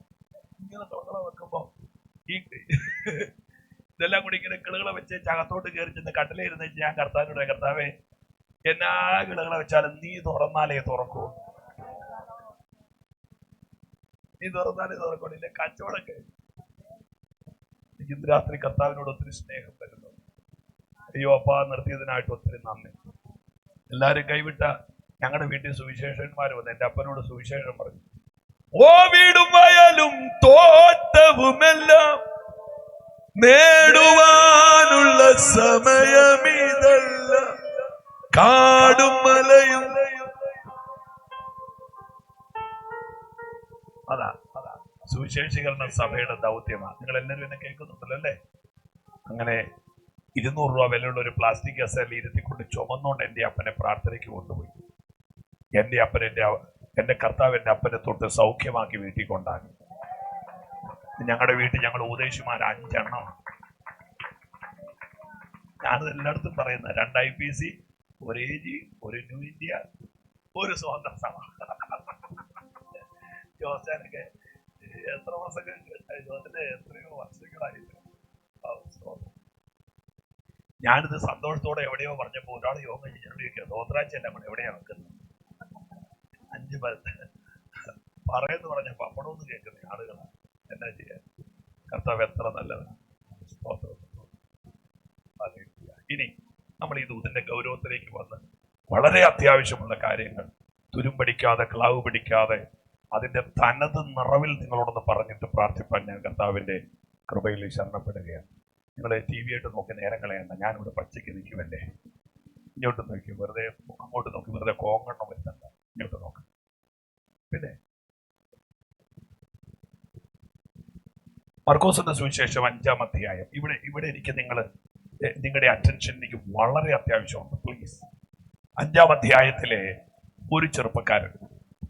ആരാണ് അയാൾ? പേരെന്താ അറിയില്ല, എത്ര വയസ്സാ അറിയില്ല, എന്താ വിദ്യാഭ്യാസം? MTech, BTech, BCA, MBA, BBA, എന്താ ഇയാളുടെ യോഗ്യത? ഒന്നും അറിയില്ല. ആ വീട് അറിയപ്പെടുന്നത് യോഗ്യതയുടെ പേരിലല്ല, അയോഗ്യതയുടെ പേരിലാ. അതൊക്കെ പിശാച് എന്ന് പറഞ്ഞു, ഈ കല്യാണം ഇല്ലായ്മയുടെ പേരിൽ അറിയപ്പെടുമെന്ന്. പക്ഷേ ആ വീട് അറിയപ്പെട്ടത് ഇല്ലായ്മയുടെ പേരിലല്ല, നിറവിന്റെ പേരിലാണ്. ഇന്ന് രാത്രി പിശാച് കുറിച്ചു വെച്ചത് എന്റെ ദൈവം തിരിക്കാൻ പോകയാ.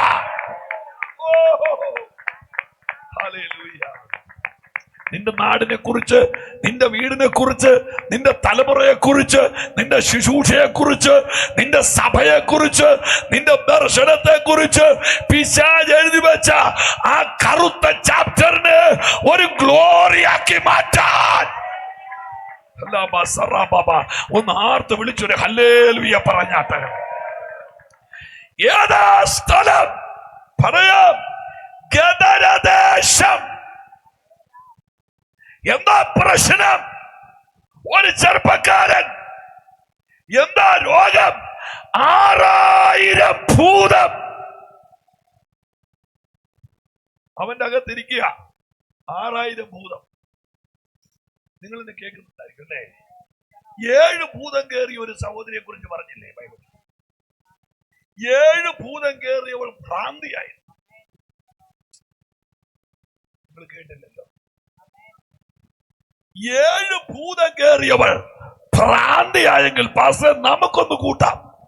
6000 ഭൂതം ഒരു ചെറുപ്പക്കാരന്റെ അകത്തിരുന്നാൽ എന്തായിരിക്കും അവന്റെ മെന്റൽ സിറ്റുവേഷൻ? ഇനി ചൂടക്കറ്റി പറയാം. 6000 ഭൂതം 2000 പന്നിയുടെ ദേഹത്തോട്ടാ പോയത്. കണക്കനുസരിച്ച് ഒരു പന്നിയുടെ ദേഹത്ത് 3 ഭൂതം കയറിയിട്ടുണ്ട്. നാള് ലാസർ മാത്യു പാസ്റ്ററാന്ന് തോന്നുന്നു പണ്ടെങ്ങാണ്ട് പ്രസംഗിച്ചു പറഞ്ഞ ഒരു പന്നിയുടെ ദേഹത്തോട്ട് 3 ഭൂതം കയറിയപ്പോ പന്നിയെല്ലാം കൂടെ തീരുമാനിച്ചു, ജീവിക്കുവാണെങ്കിൽ പന്നിയായിട്ട് ജീവിച്ചാൽ മതി, ഭൂതം കയറിയ പന്നിയായിട്ട് ജീവിക്കണ്ട, മഹാ ചത്തേക്കാന്ന്.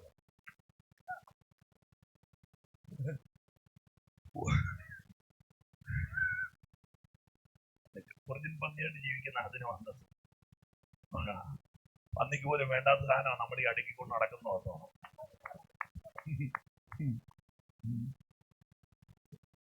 6000 ഭൂതം.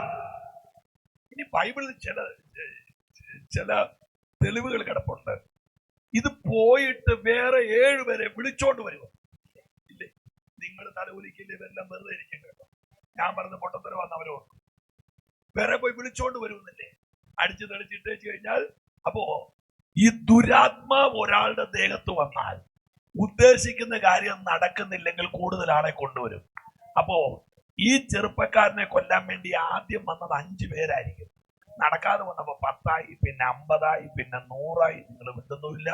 പിന്നെ 500ആയി, പിന്നെ 1000ആയി. ഉദ്ദേശിച്ച കാര്യം നടക്കുന്നില്ല. 6000 ഭൂതം വരെ വന്നിട്ടും അവനെ കൊല്ലാൻ പറ്റുന്നില്ല. ഇന്ന് രാത്രി ഉപ്പുതറയെ ദുരാത്മമണ്ഡലങ്ങൾ മുഴുവൻ ഇളകിയാലും അവൻ നിയോഗമുള്ളവനെ തൊടാൻ പറ്റുകയില്ല. ആ ദൂത് ജോസാൻ എടുത്തു വെച്ച വീട്ടിൽ കൊണ്ട് പിള്ളേരുടെ തലയിലോട്ടൊക്കെ വെച്ചു കൊടുക്ക. പിശാച് എന്തെല്ലാം നൂലാമാലകൾ ഒപ്പിച്ചാലും അവന്റെ അകത്തൊരു സുവിശേഷകൻ കിടക്കുന്നിടത്തോളം കാലം അവനെ തകർക്കാൻ നന്നായിട്ടൊരു ഹല്ലേലൂയ പറഞ്ഞാട്ടെ. ഇനി നമ്മൾ ആദ്യം ചിന്തിക്കുന്ന ദൂത് ഈ എങ്ങനെ 6000 ഭൂതം അവന്റെ മേൽ കയറി. ഈ ചുമ്മാതെ സ്പീഡ് കുറഞ്ഞ വണ്ടിയിൽ ഓടിക്കേറുന്നത് പോലെ, ആമേൻ, ഉരുക്കുപാളത്തിലൂടെ ഉരഞ്ഞമർന്നു പോകുന്ന വേഗത കുറഞ്ഞ ട്രെയിനിൽ ചാടിക്കേറുന്ന പോലെ എല്ലാവരുടെയും ദേഹത്ത് ഓടിക്കേറുന്ന സാധനമാണോ സാത്താൻ അല്ലെങ്കിൽ ഭൂതം? അല്ല.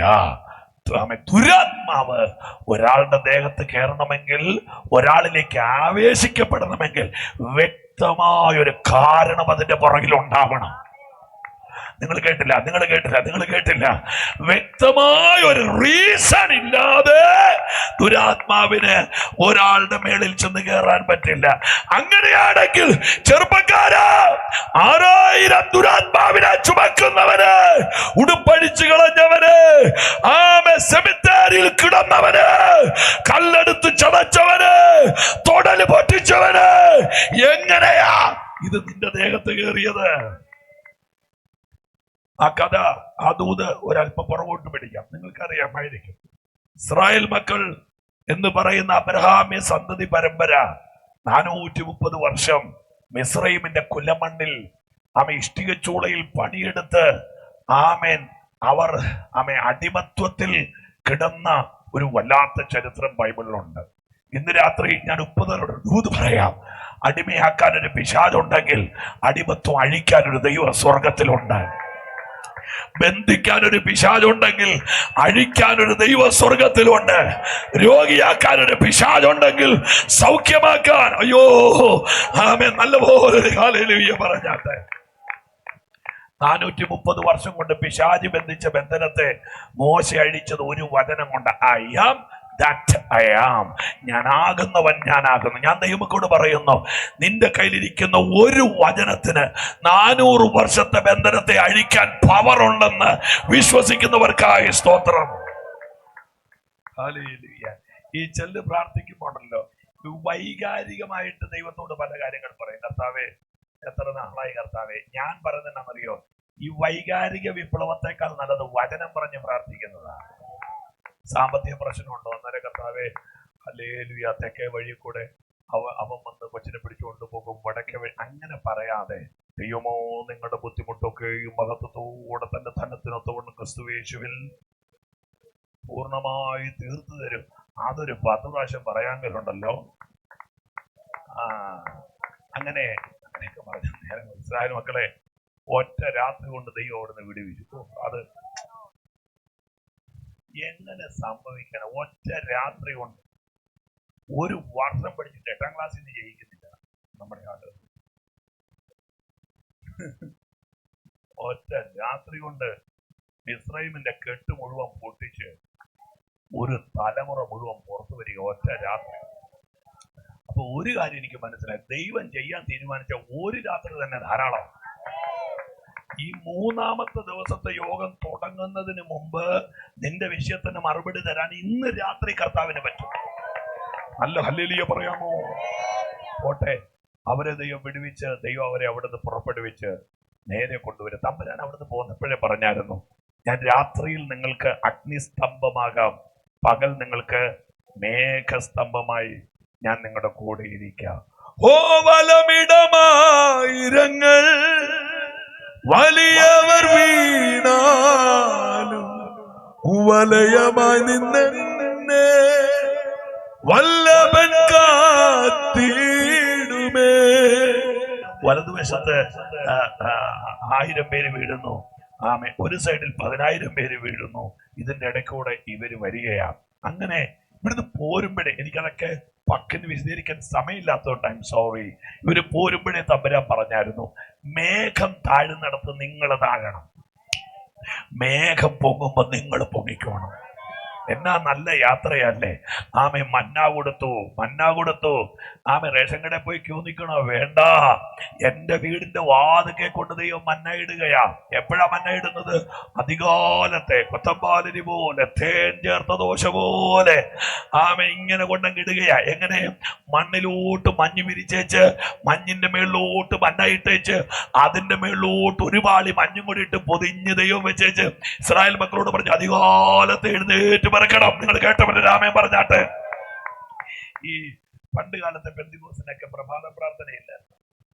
നമ്മുടെ പാട്ട് കൊണ്ടുവന്നത് മനമേ പക്ഷിഗണങ്ങൾ ഉണർന്നിത പാട്ട് പാടുന്നതൊക്കെ. ഇതുപോലെ തമ്പുരാൻ പറഞ്ഞാൽ അധികാലത്ത് എഴുന്നേറ്റ് പെറുക്കണമെന്ന് പറഞ്ഞു. അങ്ങനെ അധികാലത്ത് എഴുന്നേറ്റ് പെറുക്കുമ്പോ ഈ മഞ്ഞിന്റെ മേളിലായി മന്ന ഇരിക്കുന്നത്. അതെടുത്ത് നല്ല സുഖമായിട്ട് കൊണ്ട് ഒരല്ലാത്ത പൊടിച്ചോ കുത്തിയോ വടയുണ്ടാക്കിയോ അടയുണ്ടാക്കിയോ ഒക്കെ തിന്നാമായിരുന്നു.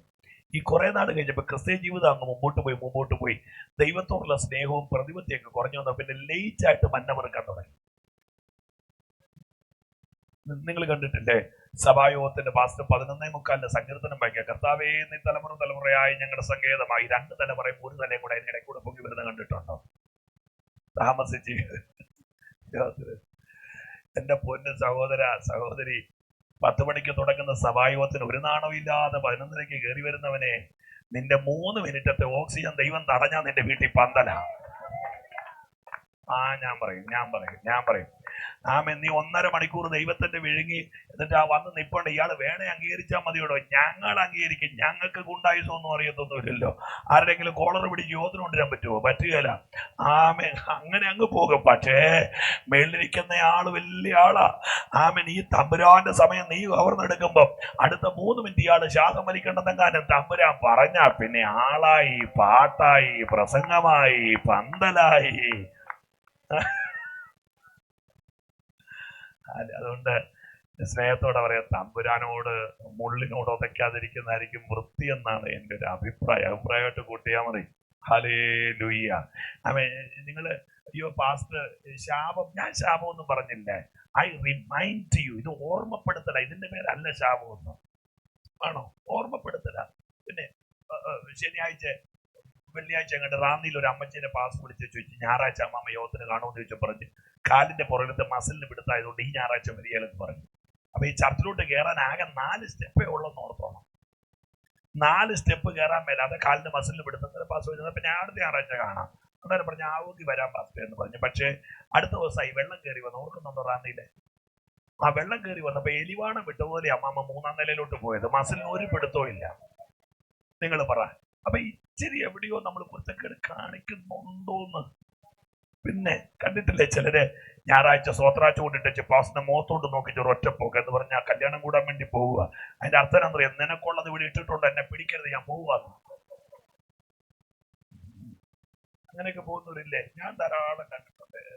ഒന്നും മിണ്ടാൻ പറ്റില്ല. വല്ലതും പറയാൻ പറ്റുമോ? ഒന്നും പറയാൻ പറ്റില്ല. കാര്യം അങ്ങനെയാ എന്റെ പരിപാടി. ഒന്ന് വല്ലതും മിണ്ടിപ്പോയാൽ ആകെ പ്രശ്നം. അതുകൊണ്ട് അതങ്ങനെയൊക്കെ അങ്ങ് നടക്കട്ടെ. പക്ഷേ തമ്പുരാൻ പറഞ്ഞു വിട്ടായിരുന്നു, മക്കളെ നേരത്തെ എഴുന്നേറ്റ് പെറുക്കണം. ഈ പെറുക്ക് താമസമുള്ള കുഴപ്പം പറയും, സമയം പോകും. ഈ സമയം പോയി പെറുക്കിയുള്ള കുഴപ്പം എന്നാണെന്നറിയോ?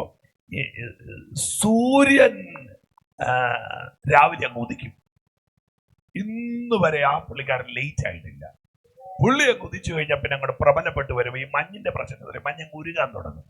ഈ ലേറ്റ് ആയിട്ട് പിറക്കിയാലുള്ള കുഴപ്പമെന്ന് പറഞ്ഞാൽ മഞ്ഞിന്റെ മേലിരിക്കുന്ന ഈ മഞ്ഞുരുകി കഴിയുമ്പോൾ മണ്ണിലോട്ട് അങ്ങ് ഇരുത്തും.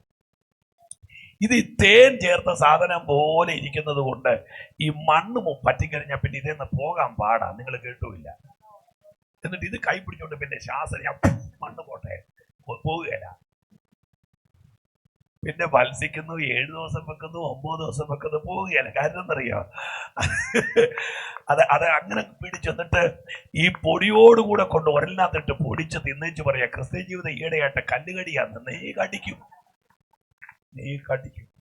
എന്റെ ഉഴപ്പിയതല്ലേ? ഞാൻ ഈ പറഞ്ഞതിനകത്ത് സത്യത്തിൽ വല്ല ദോഷമുണ്ടോ പ്രിയരെ? ഉഴപ്പിയതല്ലേ? ദൈവം എന്നും നല്ലവനല്ലായിരുന്നു. കരമുയർത്തി വരാമോ? ഞാൻ ആ ഭാഗമൊക്കെ മനഃപൂർവ്വം. അങ്ങനെ ഇവരെ കർത്താവ് ഇങ്ങനെ കൊണ്ടുവന്നു. ഇവര് ഓരോ സ്ഥലം പാളയമിറങ്ങി. അങ്ങനെ ദൈവത്തെ സ്നേഹിച്ച് സേവിച്ച് പാടി കൂടി ആടി ഇങ്ങനെ വന്നപ്പോ ഇവര് അവസാനം പാളയമിറങ്ങി. എല്ലാവരും എന്നെ ശ്രദ്ധിക്കണേ, ഞാൻ പെട്ടെന്ന് അത് പറഞ്ഞ് തീർക്കുമ്പോഴേ നിർത്തിയേക്കാം. ഹല്ലേലൂയ. അവസാനം പാളയമിറങ്ങിയത് യോർദാന്റെ തീരത്താ. ഈ യോർദാന്റെ തീരത്ത് വന്നു കഴിഞ്ഞപ്പോ അവിടെ ഇഷ്ടംപോലെ പുല്ലുള്ള സ്ഥലമാണ്. ഇനി ഇവരുടെ സമ്പത്ത്, ഇവർ ഗോപാലകന്മാരാണ്, ഗോക്കളെ മേയ്ക്കുന്നവരാണ്. ഗോപാലൻ എന്ന പേര് ഗോക്കളെ മേയ്ക്കുന്നവൻ, ഗോപാലകൻ. കണ്ടോ? അപ്പൊ ഇവരുടെ വരുമാനം എന്നാ? ഗോക്കളാണ് എന്ന് പറഞ്ഞ അകിട് ചുരത്തുന്ന പാലാണ്. അത് ലിറ്ററലി ബൈബിൾ എഴുതി വെച്ചിട്ടുണ്ട്. ആമേ, പാലും തേനും ഒഴുകുന്നു എന്ന് പറഞ്ഞാൽ അതൊരു സാങ്കല്പിക ഭാഷയൊന്നുമല്ല. ആമേ, ഈ ഇസ്രായേലിലെ പശുക്കൾ ധാരാളം നല്ല പുല്ല് തിന്നിട്ട് ആമേ ആ കുന്നിന്റെ ചെരുവിൽ പോയി കിടക്കുമ്പോൾ ഇതിന്റെ ഈ അകിട് പുൽമെത്തയിൽ ഞെങ്ങിയിട്ട് ആമേ തന്നെ പാലുകളായ നൂറുകണക്കിന് പശുവിന്റെ അകിടിൽ നിന്ന് സ്വയം പാലിങ്ങനെ ഒരു ചാല് പോലെ ഒഴുകുന്നത് കണ്ടിട്ടാണ് എഴുതിയത്. അത് പാലൊഴുകുന്ന ദേശമാണ്, അല്ലാതെ അത് സാങ്കല്പിക ഭാഷയൊന്നുമല്ല. അവിടുത്തെ ലോകത്തിലെ ഏറ്റവും കൂടുതൽ ഫ്ലവേഴ്സ് ആമെ ഡിസ്ട്രിബ്യൂട്ട് ചെയ്യുന്ന രാജ്യമെന്ന് പറയുന്നത് ഇസ്രായേലാ. അവരുടെ പൂക്കൾ ആമെ തേന്റെ കനം കൊണ്ട് തന്നെ ചാഞ്ഞ് അതിന്റെ തേൻ ഒഴുകുന്ന കണ്ട് ചെഴുതിയതാ. ഇത് തേൻ ഒഴുകുന്ന സ്ഥലമാണ്. ആമേ പറഞ്ഞാട്ടെ. അങ്ങനെ ഈ യോർദാന്റെ തീരത്ത് വന്നപ്പോ പുല്ല് നല്ലത് കിട്ടാൻ തുടങ്ങിയപ്പോ പശുവിന് പാല് കൂടുതൽ കിട്ടാൻ തുടങ്ങി. അങ്ങനെ പാല് കൂടുതൽ കിട്ടാൻ തുടങ്ങി. ഇവരുടെ സാമ്പത്തിക അരാജകത്വം മാറി. വീടില്ലാത്തവന് വീടായി, സെമി വെട്ടി വീട് കടപ്പാക്കല് ഗ്രാനൈറ്റ് അടിച്ചുരുട്ടി 3800 സ്ക്വയർ ഫീറ്റിന് ഒരു വീട് തിന്നെന്ന് തന്നെ അടുക്കളയിൽ പോയേ വീഴത്തുള്ളൂ. 28 ലക്ഷത്തിന്റെ ഒരു കാറായി, നല്ല ഉടുപ്പായി. ഞാൻ എന്നെ കൂടെ കൂട്ടി, ഞാൻ എന്നെ ഒന്നും മാറ്റത്തില്ല, അതൊക്കെ വൃത്തികേടാ. ഞാൻ എന്നെ മാറ്റി വെച്ച് പറഞ്ഞ ഞാൻ ഒന്നുമില്ലാതെ ഒരു എന്റെ വീട്ടിൽ കിടക്കുന്ന ഒരു ചിരട്ട പോലും എന്റെ കർത്താവ് തന്നതാ.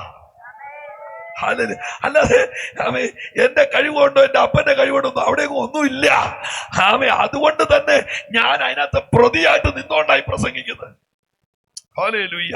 ഇഷ്ടംപോലെ പണ്ട് കാലത്ത് രാവിലെ എഴുന്നേറ്റ് യോഗത്തിന് കൊണ്ടിരുന്ന ആന്റി ഇപ്പൊ യോഗത്തിന് പോകുന്നില്ല. എന്നെ അമ്മമ്മ യോഗത്തിന് പോകാത്ത.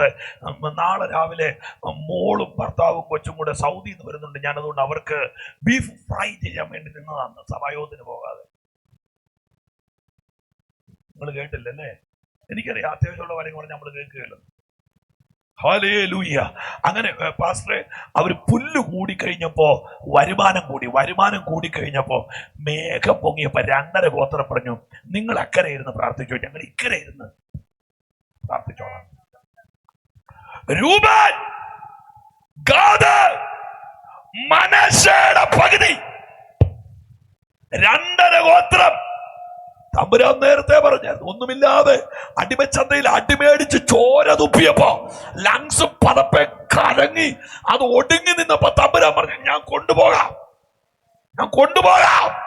വാഗ്ദത്തമുള്ള നാട്ടിലേക്ക് ഞാൻ കൊണ്ടുപോകാം. അങ്ങനെ ഒരമ്മ തന്റെ കുഞ്ഞിനെ, ബൈബിള് വാക്യമുണ്ട് അച്ഛാ, പറഞ്ഞ കാര്യത്തിൽ വരും, ഞാൻ നിങ്ങളെ ഒക്കത്ത് വെച്ചോണ്ട് വന്നമ്മ. ഇവിടെ നമ്മൾ പറഞ്ഞു കൊടുത്ത് വ്യാഖ്യാനിക്കുന്ന ഒരു വാക്യമുണ്ട്. എന്നറിയോ? അവരുടെ ചെരുപ്പ് തേഞ്ഞില്ല. നിങ്ങളുടെ വീട്ടിൽ ആരുടെ ചെരുപ്പാ തേയാത്ത? സത്യം പറ, ഒന്ന് പെട്ടെന്ന് പറഞ്ഞേരം. നിങ്ങളുടെ വീട്ടിൽ തേയാത്ത ചെരുപ്പാ തേയാ? വീട്ടിൽ അച്ഛൻ്റെ ചെരുപ്പ് തേയുന്നില്ലേ? അന്യഭാഷയും പറഞ്ഞുകൊണ്ട് നടന്നാലും തേയുന്നില്ലേ? അതെ, അമ്മമ്മയുടെ ചെരുപ്പ് തേയുന്നുണ്ട്. എല്ലാ വീട്ടിലും ചെരുപ്പ് തേയാത്ത ആരുടെയാണെന്നറിയോ? നടക്കാൻ പ്രായമാകാതെ എടുത്തുകൊണ്ട് നടക്കുന്ന പിള്ളേരുടെ. സത്യമാണോ? അത്രയുള്ള വാക്യത്തിന്റെ അർത്ഥം. അവരുടെ ചെരുപ്പ് തേഞ്ഞെന്ന് പറയുക നടക്കുകയല്ലായിരുന്നു. എന്റെ ഒക്കത്ത് ഞാൻ ബൈബിളെ വാക്യം ഉണ്ടെന്നേ. അങ്ങനെയാ വാക്യം. ഞാൻ ചുമ്മാതെ അന്തരീക്ഷത്തിൽ പുകയുണ്ടാക്കാൻ പറയട്ടെ, വീട്ടിൽ പോയി വായിച്ചു നോക്ക്. ഞാൻ അവരെ ഒക്കത്ത് വെച്ചോണ്ട് വന്നെന്ന്. അങ്ങനെ പരിപാടി ദൈവത്തിനുണ്ടോ പാസ്റ്റേ? പിന്നെ അപ്പോസ്തലപ്രവൃത്തി 8-ാം അധ്യായത്തിൽ അസ്തോദിലേക്ക് ഫിലിപ്പോസിനെ ഒക്കത്ത് വെച്ചോണ്ടാ പോയത്. ഹല്ലേലൂയ. അങ്ങനെ തമ്പുരാൻ അവരെ കൊണ്ട് പോയി. ഇവർ 2.5 ഗോത്രം. പ്രാർത്ഥനയില്ല, പാട്ടില്ല, ഉപവാസമില്ല, കയ്യടിയില്ല, ആരാധനയില്ല. 12:30 കഴിഞ്ഞ് സഭായോഗം നീട്ടിയ പാസ്റ്റർ സ്ഥലം മാറ്റം. ഒച്ചത്തിൽ ആരാധിച്ച പുള്ളിക്ക് ചെവി വേദന. കൈയടിക്കാൻ മേല, കൈയടിക്കുന്നവരെ കാണാൻ മേല. അന്യഭാഷ വേണ്ട, അന്യഭാഷ വീട്ടിൽ പോയി രഹസ്യമായിട്ട്. എടോ, വേദപുസ്തകത്തിലുണ്ട്, നിങ്ങൾ കൂടി വരുമ്പോൾ രോഗശാന്തി ഉണ്ട്, അന്യഭാഷ ഉണ്ട്. ഇവിടെ ഏതവൻ പറഞ്ഞാലും പുസ്തകമാ പറഞ്ഞത്, നിങ്ങൾ നിങ്ങൾ കൂടിയാൽ അന്യഭാഷ ഉണ്ട്.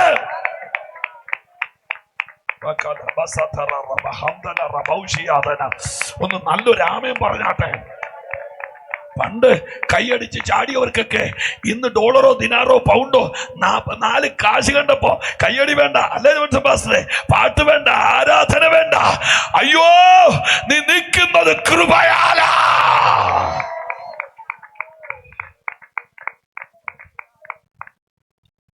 ഒരു രസം കേൾക്കണം, ആരോടും പറയരുത്.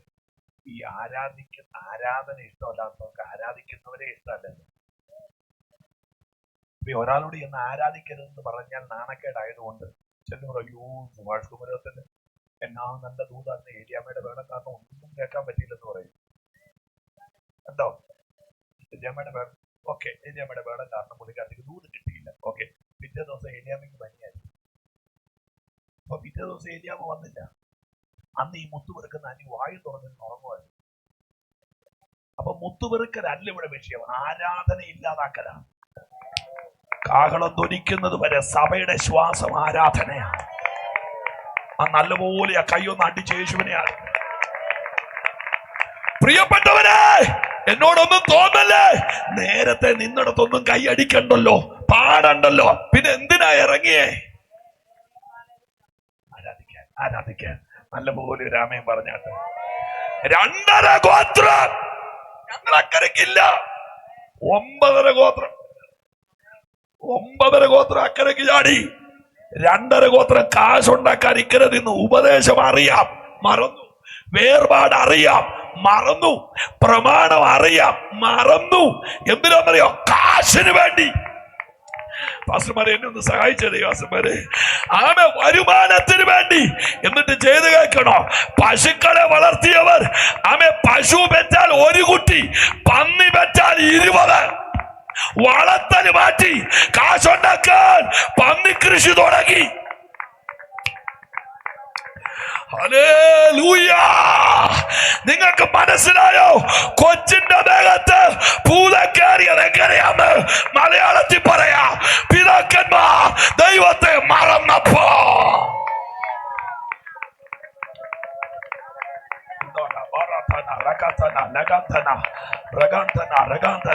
കുറെ പിള്ളേർക്ക് കല്യാണം വേണ്ട, കുറെ പിള്ളേർക്ക് ആരാധന വേണ്ട, കുറെ പിള്ളേർക്ക് പാട്ട് വേണ്ട. നിങ്ങൾ മിണ്ടുന്നില്ല, വേണ്ടത്. കുറെ പിള്ളേർ ചർച്ച വരത്തില്ല, കുറെ പിള്ളേർ കളിക്കാനിരിപ്പുണ്ട്, കുറെ അമ്മമാർ MDMA തിന്നുന്നു, കുറെ അമ്മമാർ തമ്പാക്ക് തിന്നുന്നു. എവിടെയാ പ്രശ്നം? ദൈവത്തെ മറക്കുന്നവര്.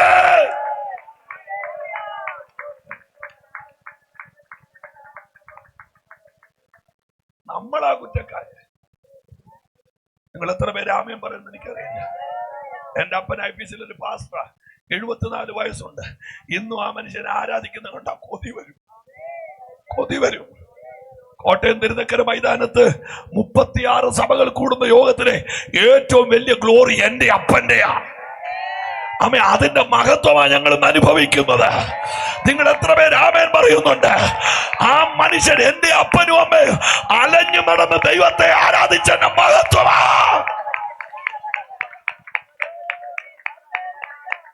ദൈവത്തെ മറക്കുന്നവരെ എങ്ങനെയാ ഭൂതം കയറുന്നത്? ദൈവത്തെ മറന്നു. ഞങ്ങൾ അക്കരയ്ക്കില്ല.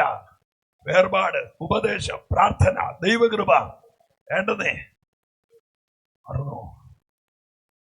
ഓരോരുത്തരുടെ ഇഷ്ടത്തിലേക്ക് ഉപദേശത്തെ തിരിച്ചു. അവരവരുടെ ഇഷ്ടത്തിന് ഈ പുസ്തകത്തെ വ്യാഖ്യാനിച്ചു. പുസ്തകത്തോട് പരസംഗം ചെയ്തു.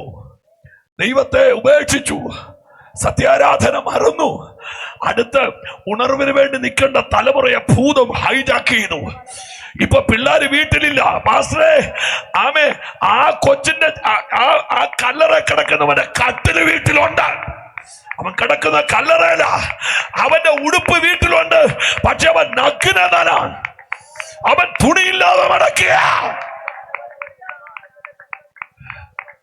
ഇന്ന് രാത്രി എനിക്കറിയില്ല, ദേശത്തെ തലമുറകളെ എന്റെ തമ്പുരാൻ ഇന്ന് രാത്രി തൊടാൻ പോവാ.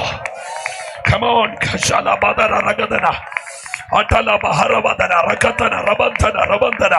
മലമടക്കുകളിൽ ആമെ കഞ്ചാവിലേക്ക്, മയക്കുമരുന്നിലേക്ക്, അടിപിടികളിലേക്ക്, ആഭിചാരത്തിലേക്ക്, വ്യഭിചാരത്തിലേക്ക് തലമുറകളെ മുടിക്കുന്ന കണ്ടു പാസ്റ്ററെ, കുട്ടിക്കാനത്തിന് വളവ് തിരിഞ്ഞപ്പോ ഞാൻ കണ്ടു അമ്മ ജർമ്മൻ പായൽ മടക്കുന്ന പോലെ ആണും പെണ്ണും കൂടെ ചേർന്ന് പോകുന്നത്. അതൊക്കെ ദോഷമാണെന്നല്ല ഞാൻ പറഞ്ഞത്, ദൈവത്തെ മറന്നു. 8ാം ക്ലാസ്സിൽ പഠിക്കുന്ന കുഞ്ഞുങ്ങൾ ആമേ ഇവിടെ ദോഷം ചെയ്യാൻ തുടങ്ങിയെന്ന്. 9ാം ക്ലാസ്സിൽ പഠിക്കുന്ന യൂണിഫോം ഇട്ട് പെങ്കൊച്ച് മല്ലപ്പള്ളി ബസ് സ്റ്റാൻഡിൽ നിന്ന് പരസ്യമായിട്ട് സിഗരറ്റ് വലിക്കുന്നു. ആണ്ട ഗ്രൗണ്ടിൽ പഠിക്കാൻ പോയ പിള്ളേര് അടിച്ച് കോൺ തെറ്റി ഗ്രൗണ്ടിൽ കിടക്കുകയാ. അവൻ നിങ്ങൾ ഓർത്തോണം, അന്ത്യകാല ഉണർവ് തലമുറകളുടെ മേൽ വീഴാനുള്ളതാ. ആ കുഞ്ഞുങ്ങളെ പിശാച് പൊല്യൂട്ടഡാക്കുകയാ. യോഗത്തിനിരിക്കുവോ, പാടുവോ, പ്രാർത്ഥിക്കുവോ? ഈ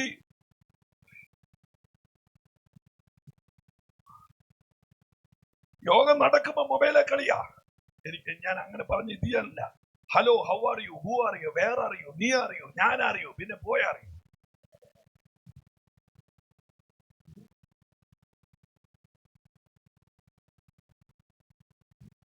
ഇതൊന്നും നോക്കിയ പാപമാണെന്നല്ല ഞാൻ ഈ പറഞ്ഞത്.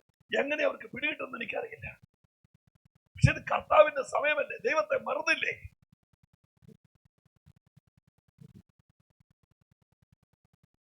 ഓ വിട്ടു പിരിയാൻ കഴിവതില്ലേ,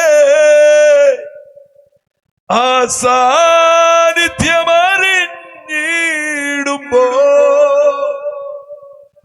മറഞ്ഞിരിപ്പാൻ കഴിവതില്ലേ, ആ കൃപകൾ നിനച്ചിടുമ്പോ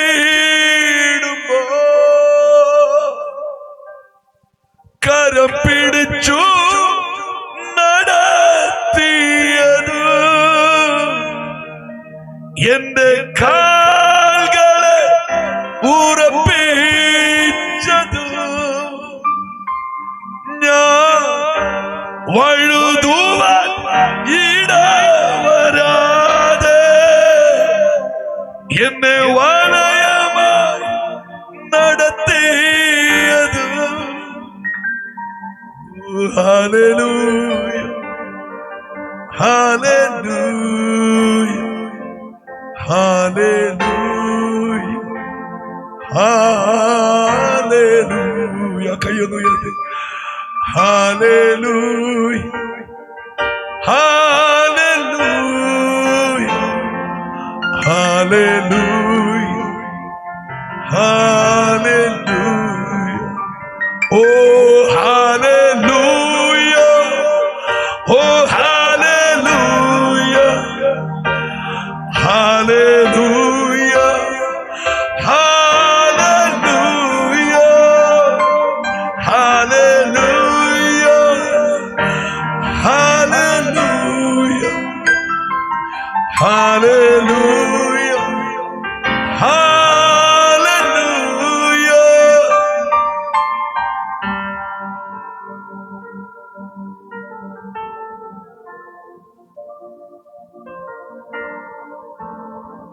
കട്ടിലെ കിടക്കുന്ന കൊച്ച് രാത്രി 11 മണിയായിട്ടും പിള്ളേർ വീട്ടിൽ കയറുന്നില്ല. അമ്മ ചോദിച്ചു, നീ എവിടെ പോയിരിക്കായിരുന്നടാ? എനിക്ക് സൗകര്യോടൊപ്പം വരുമെന്ന് അമ്മയോട് പറഞ്ഞതാ. നിങ്ങളുടെ ചെറുപ്പത്തിലെ അമ്മയോട് അങ്ങനെ പറയാവോ? വായിക്കാത്ത പല്ല് കാണുന്നില്ല, കടല പോലെ തുപ്പട്ട് വരും. സൗകര്യോടൊപ്പം വരുമെന്ന് ഇയാള് അറിഞ്ഞോണ്ടെ അംഗീകരിച്ചാൽ മതി. അവസാനം അപ്പനങ്ങ് ചൂറിലും പേടിയാ. അരുന്നെന്നറിയോ, വീട് വിട്ടു പോകും. ചോരയുടെ നിറം മാറ്റി പാലാക്കി ചുരത്തി കൊടുത്ത് വളർത്തിയ മകൻ ഇരുമ്പ് പൈപ്പ് കൊണ്ട് തള്ളക്കിട്ട് തല്ലിയിട്ട് ഊർന്നു വരുന്ന ചോര അവൻ നക്കിക്കുടിച്ചെന്ന്, സ്വന്തം അമ്മയെ മകൻ ഉപദ്രവിച്ചെന്ന്, സ്വന്തം പെങ്ങളെ ആങ്ങളെ ഉപദ്രവിച്ചെന്ന്. ഇതൊക്കെ ഞാൻ ഉഗാണ്ടയിൽ പോയി വായിച്ചതല്ല, കേരളത്തിലെ പത്രത്തിൽ നിന്ന് വായിച്ചതാ. കയ്യിലിരിപ്പുണ്ട് അതിന്റെ പേപ്പർ കട്ടിങ്. വേണോ? എന്താ ഇവിടെ നടക്കണേ? പണ്ടുകാലത്തൊക്കെ ഓണാവധി, ക്രിസ്മസ് അവധി ഇല്ലായിരുന്നോ? കൂട്ടുകാരുടെ വീട്ടിൽ പോകത്തില്ലായിരുന്നോ? ഇപ്പൊ ഒറ്റ കൂട്ടുകാരെ ആരുടെ വീട്ടിൽ കയറ്റിയല്ലോ. കാര്യം കൂട്ടുകാരെ വീട്ടിൽ കയറ്റിയാൽ ആ വീട്ടിലെ അമ്മ വസ്ത്രം മാറുന്നത് നാളെ യൂട്യൂബിൽ കിടക്കും. ആർക്കാരോടാ സ്നേഹം? സ്വന്തം മക്കളുള്ള പെരയ്ക്കകത്ത് അമ്മയ്ക്ക് കതകിന്റെ കൊളുത്തിടാതെ ഉറങ്ങാൻ മേലാത്ത ഗതികേടിലേക്ക് ഈ ഭൂമി മാറ്റപ്പെട്ടു, ഈ ലോകം മാറ്റപ്പെട്ടെന്ന്. ധർമ്മം കാറ്റിൽ പറക്കുക.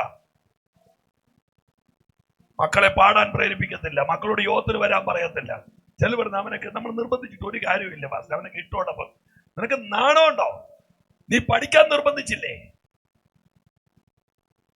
ക്ലാസ്സിൽ പോകാൻ വേണ്ടി രാവിലെ 5 മണിയാകുമ്പോ തൊട്ട് നീ കൊച്ചിന്റെ പുറകെ നിന്ന് കൊച്ചിനെ എഴുന്നേപ്പിച്ചില്ലേ? നീ എന്നാ സൺഡേ സ്കൂളിന് പോകാൻ കൊച്ചിനെ എഴുന്നേപ്പിക്കാത്ത? ഇത് ഞാൻ ചോദിക്കുമ്പോഴാണ് ഞാൻ മറ്റുള്ളവരുടെ കണ്ണിലെ കരടാകുന്നത്. ഞാനും എന്റെ 2 അനുജത്തിമാരും പാസ്റ്ററെ ഗതികെട്ടൊരു വീട്ടിലാണ് ജനിച്ചത്. ആനയുടെ തുമ്പിക്കൈ പോലെ വലിയ മഴ പെയ്യുമ്പോ ഞങ്ങളുടെ വീട്ടിൽ കുടയില്ല. ഞങ്ങളുടെ വീട് എന്നൊക്കെ പറഞ്ഞ പ്രത്യേക വീടാണ്. എന്റെ അപ്പനോട് ഞാൻ ചോദിച്ച, അച്ഛയെന്ന് വിളിക്കുന്നത്, അച്ഛേ മഴയാ. ഞങ്ങളുടെ അച്ഛൻ പറഞ്ഞ മഴയാ, ഇന്ന് ഞായറാഴ്ച. അച്ഛൻ പറഞ്ഞ ഞായറാഴ്ചയാണല്ലോ, തീർത്തിയാണല്ലോ, ഞായറല്ലേ, സൺഡേ സ്കൂൾ ഉണ്ടല്ലോ ഇന്ന്. ഞാൻ പറഞ്ഞു ഭയങ്കര മഴയാ. ചാച്ചി പറഞ്ഞു ഭയങ്കര മഴയാ കേട്ടോ. ഞാൻ പറഞ്ഞു നമുക്ക് കുടയില്ലല്ലോ. അരപ്പം പറഞ്ഞു നമുക്ക് കുടയില്ല. അടുത്ത ചോദിച്ചു സൺഡേ സ്കൂളിന് പോണോ? അന്ന് ഞങ്ങളുടെ അപ്പം പറഞ്ഞ മറുപടിയാ, പ്രകൃതിയും സൺഡേ സ്കൂളും തമ്മിൽ ബന്ധമില്ലെന്ന്.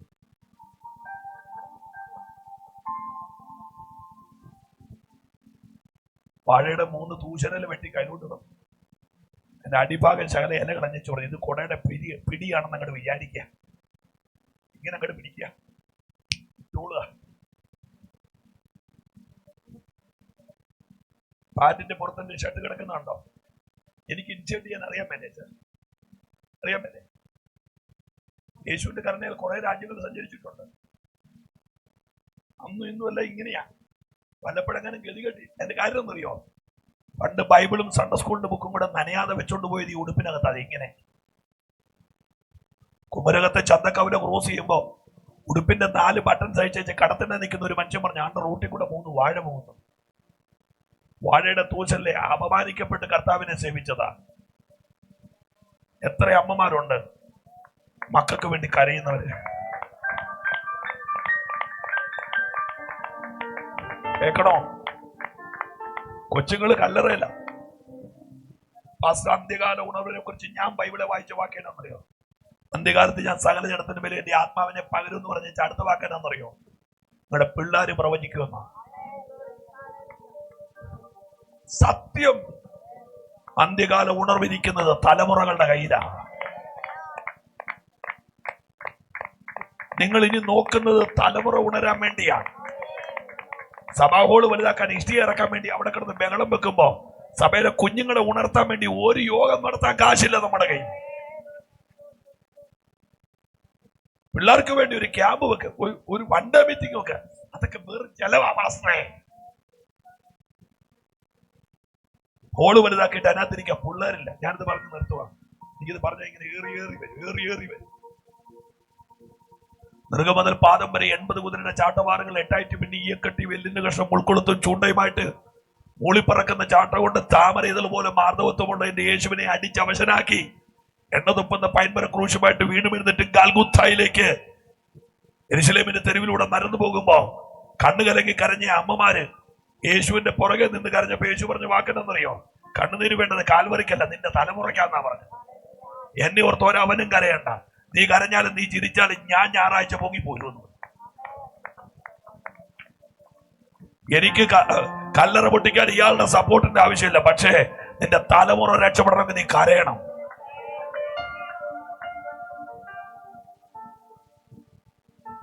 വയസ്സുള്ളൊരു പെങ്കൊച്ചനെ വളർത്തുന്ന അപ്പനാ ഞാൻ.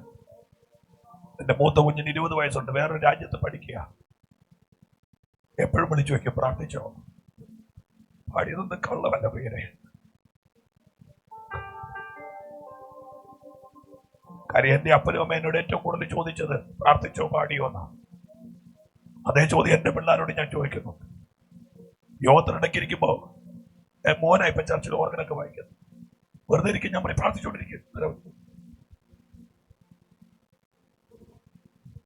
പ്രാർത്ഥിച്ചോണ്ടിരിക്കുക, പാടിക്കൊണ്ടിരിക്കുക.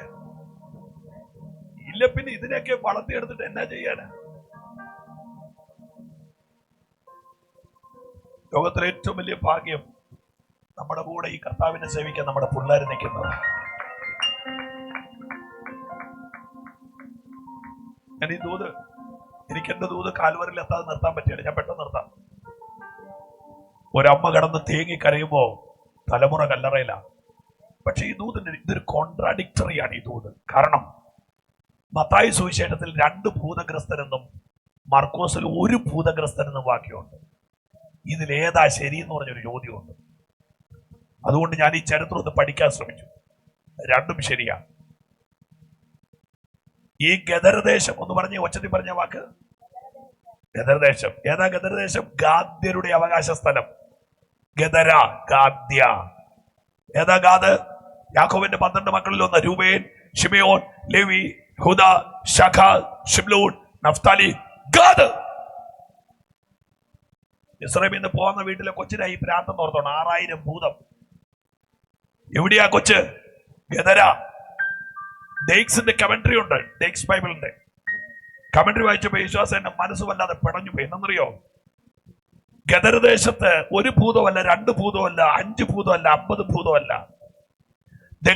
എല്ലാവരും എന്നെ കേൾക്കണം. ദക്കപ്പൊലിനാടിന്റെ 10 പട്ടണങ്ങളിലെ ഭൂതാവേശമുള്ള അൺമച്വേർഡായി ജനിച്ച സകല കുഞ്ഞുങ്ങളും ശാപമായതുകൊണ്ട് അവർക്കൊണ്ട് ആ കുഞ്ഞുങ്ങളെ അവോയ്ഡ് ചെയ്യുന്ന, ഉപേക്ഷിക്കുന്ന സ്ഥലമാണ് ഗദര.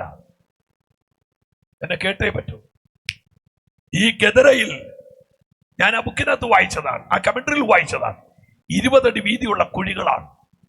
ഓരോ കുഴികളിലും 4-5, നിങ്ങൾ എന്നെ കേൾക്കുകയത്, 4-5 ഭ്രാന്തന്മാരിരിക്കുകയാണ്. അൺമച്വേർഡ് ആയിട്ടുള്ള ദുരാത്മാവേശമുള്ള കുഞ്ഞുങ്ങൾ ഇരിക്കുകയാണ്. ഒരുത്തൻ കല്ലെടുത്ത് ദേഹം ചതയ്ക്കും, മറ്റവൻ സ്വന്തം കൈ കടിച്ചു മുറിച്ച് ഒഴുകി വരുന്ന ചോര നക്കി കുടിക്കും. ഒരുത്തൻ അമ്ലാംശമുള്ള മണ്ണ് വാരി തിന്നും. ഒരുത്തൻ ആമേൻ സ്വന്തം മുടി വലിച്ചു പറിക്കും. അങ്ങനെ ഇടിച്ച് ഈ കുഴിക്കത്തിരുന്ന് ഒരുത്തൻ ചാവും. ഒരുത്തൻ മരിച്ചാൽ ബാക്കി 4 പേര് കുഴിയിൽ നിന്ന് കയറത്തില്ല. അവരാ കുഴിക്കത്തിരിക്കും. 3 ദിവസം കഴിയുമ്പോ ഈ ശരീരം വീർക്കും. നാസാരന്ധ്രങ്ങൾ തുളച്ചു കയറുന്ന കഠിന ദുർഗന്ധത്തോടെ ഒരു കറുത്ത വെള്ളവും പുഴുവും കൂടെ ആ മരിച്ച ബോഡിയുടെ നവദ്വാരങ്ങളിലൂടെ ഒഴുകി പുറത്തു വരും. എന്നിട്ട് ആ പുഴുക്കൾ ആ കുഴിക്കത്തിരിക്കുന്ന ബാക്കി ജീവനുള്ള 4 പേരെ ജീവനോടെ അരിക്കും. ആ കുഴിയിൽ ഓരോ കുടുംബത്തിന്റെ സ്വപ്നം പുഴുവരിക്കുകയാണ്. യെശയ്യാപ്രവചനം 65:4 വീട്ടിൽ പോയി വായിക്കണം. കല്ലറകളിൽ കുത്തിയിരിക്കുക, ഗുഹകളിൽ രാപാർക്കുക. ആളൊഴിഞ്ഞ സ്ഥലത്തല്ലേ നമ്മുടെ കുഞ്ഞുങ്ങൾ വട്ടം കൂടുന്നത്. അറപ്പായുള്ള ചാറ് പാത്രത്തിൽ ശേഖരിക്കുക, പന്നിയുടെ ചോര കുടിക്കുക.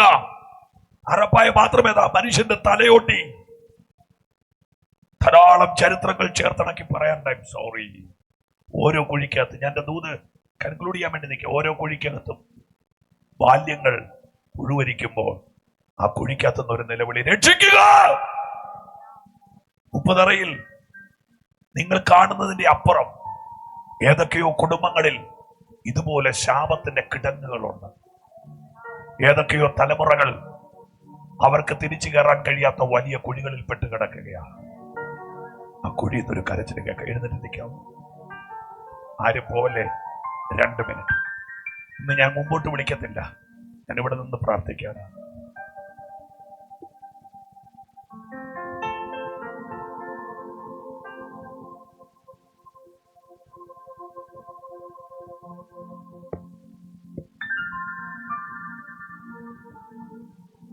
ദയവായിട്ട് എല്ലാ കണ്ണുകളും അടച്ചു പിടിച്ച് ഞാൻ ആ പറയാനുള്ള സുവിശേഷം ഞാൻ നിങ്ങളോട് പറയാം. നിങ്ങൾ എന്നെ ശ്രദ്ധിക്കണം. ഈ കുഴികൾ കിടന്നുകൊണ്ട് കുഞ്ഞുങ്ങൾ നിലവിളിക്കുക, രക്ഷിക്കുക. എന്റെ ചോദ്യം, ശാപത്തിന്റെയും പാപത്തിന്റെയും കുഴികളുടെ അകത്തുനിന്ന് കരച്ചിലുണ്ടായാൽ ആ കുഴിക്കകത്തുനിന്ന് അവരെ രക്ഷിക്കാൻ മതത്തിന് കഴിയുമോ? രാഷ്ട്രീയ നേതൃത്വങ്ങൾക്ക് കഴിയുമോ? പിണറായി സാറിന് പറ്റുമോ? മൂക്കറ്റം കുടിച്ച് വീടിന്റെ സ്വപ്നം തകർക്കുന്ന ഒരു കുഞ്ഞിനെ രക്ഷിക്കാൻ മോദി സാറിന് പറ്റുമോ? ഈ മലമടക്കുകൾ നിങ്ങൾ വോട്ട് കൊടുത്ത് ജയിപ്പിച്ച അവരൊക്കെ നല്ലവരായിരിക്കാം അവരുടെ ഭരണസാന്നിധ്യങ്ങളിൽ. പക്ഷെ അവരെ കൊണ്ട് പറ്റുമോ?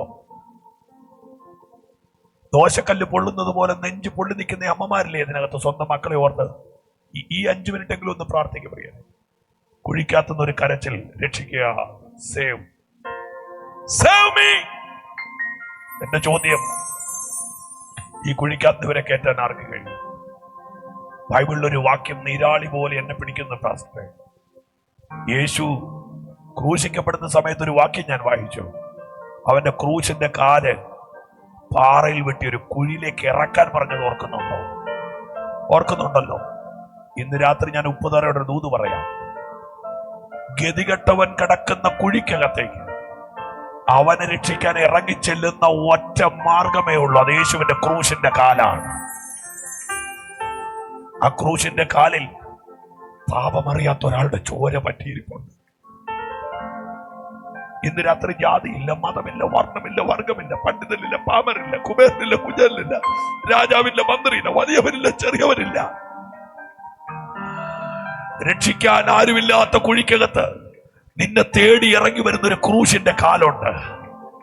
പിടിച്ചു കയറാൻ ഇന്ന് രാത്രി എല്ലാവരും യൗവനക്കാര്, മക്കളെ, എന്റെ പൊന്നുമക്കളെ കണ്ണടച്ച് പിടിക്കുക, യേശുവെന്നൊന്ന് വിളിച്ച് പ്രാർത്ഥിക്കാമോ? പാപത്തിൽ ജീവിക്കുന്ന സ്നേഹിത, പാപത്തിൽ ജീവിക്കുന്ന കൂടപ്പിറപ്പേ, ഇന്ന് രാത്രി നിനക്ക് പിടിച്ചു കയറാൻ. ഇത് മതപ്രഭാഷണമല്ല. ചവിറ്റുകൊണ്ടൽ എടുത്തെറിയരുത് ഈ ദൂത്. ഇന്ന് രാത്രി ഏത് മഹാഭാവിക്കും പിടിച്ചു കയറാ.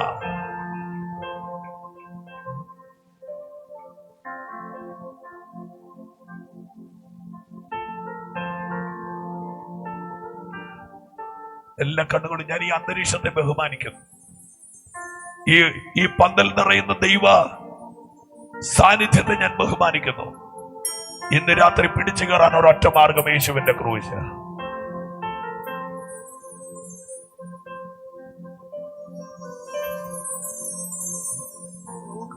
ക്രൂശിന്മേൽ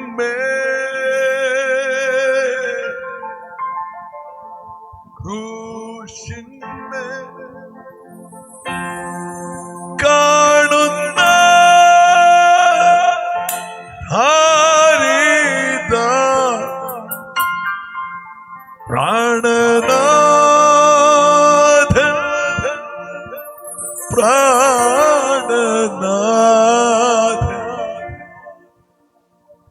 എൻ പേർക്കാ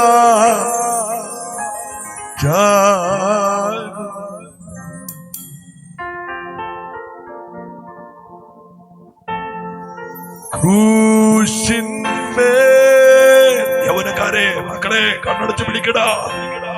യേശുവേന്ന് വിളിക്കും മക്കളെ. കർത്താവിന്റെ മുഖത്തേക്ക് നോക്ക്. ക്രൂശിന്മേൽ കാണുന്ന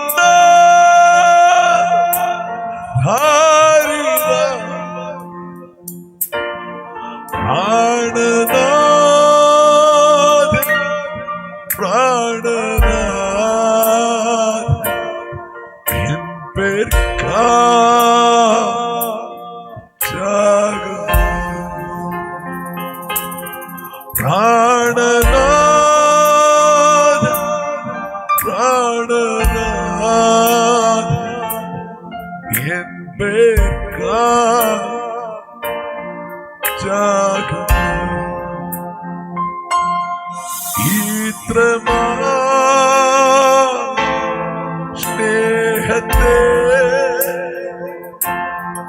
എത്ര തള്ളില്ല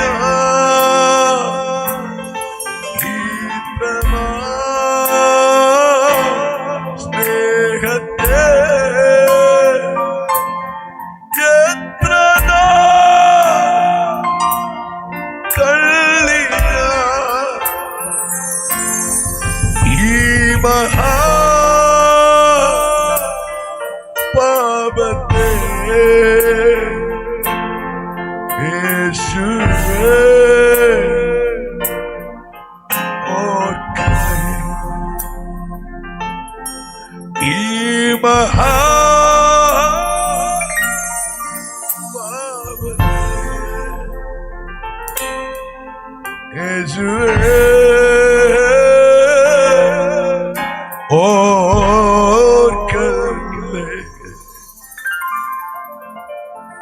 അടച്ചു പിടിക്കണം.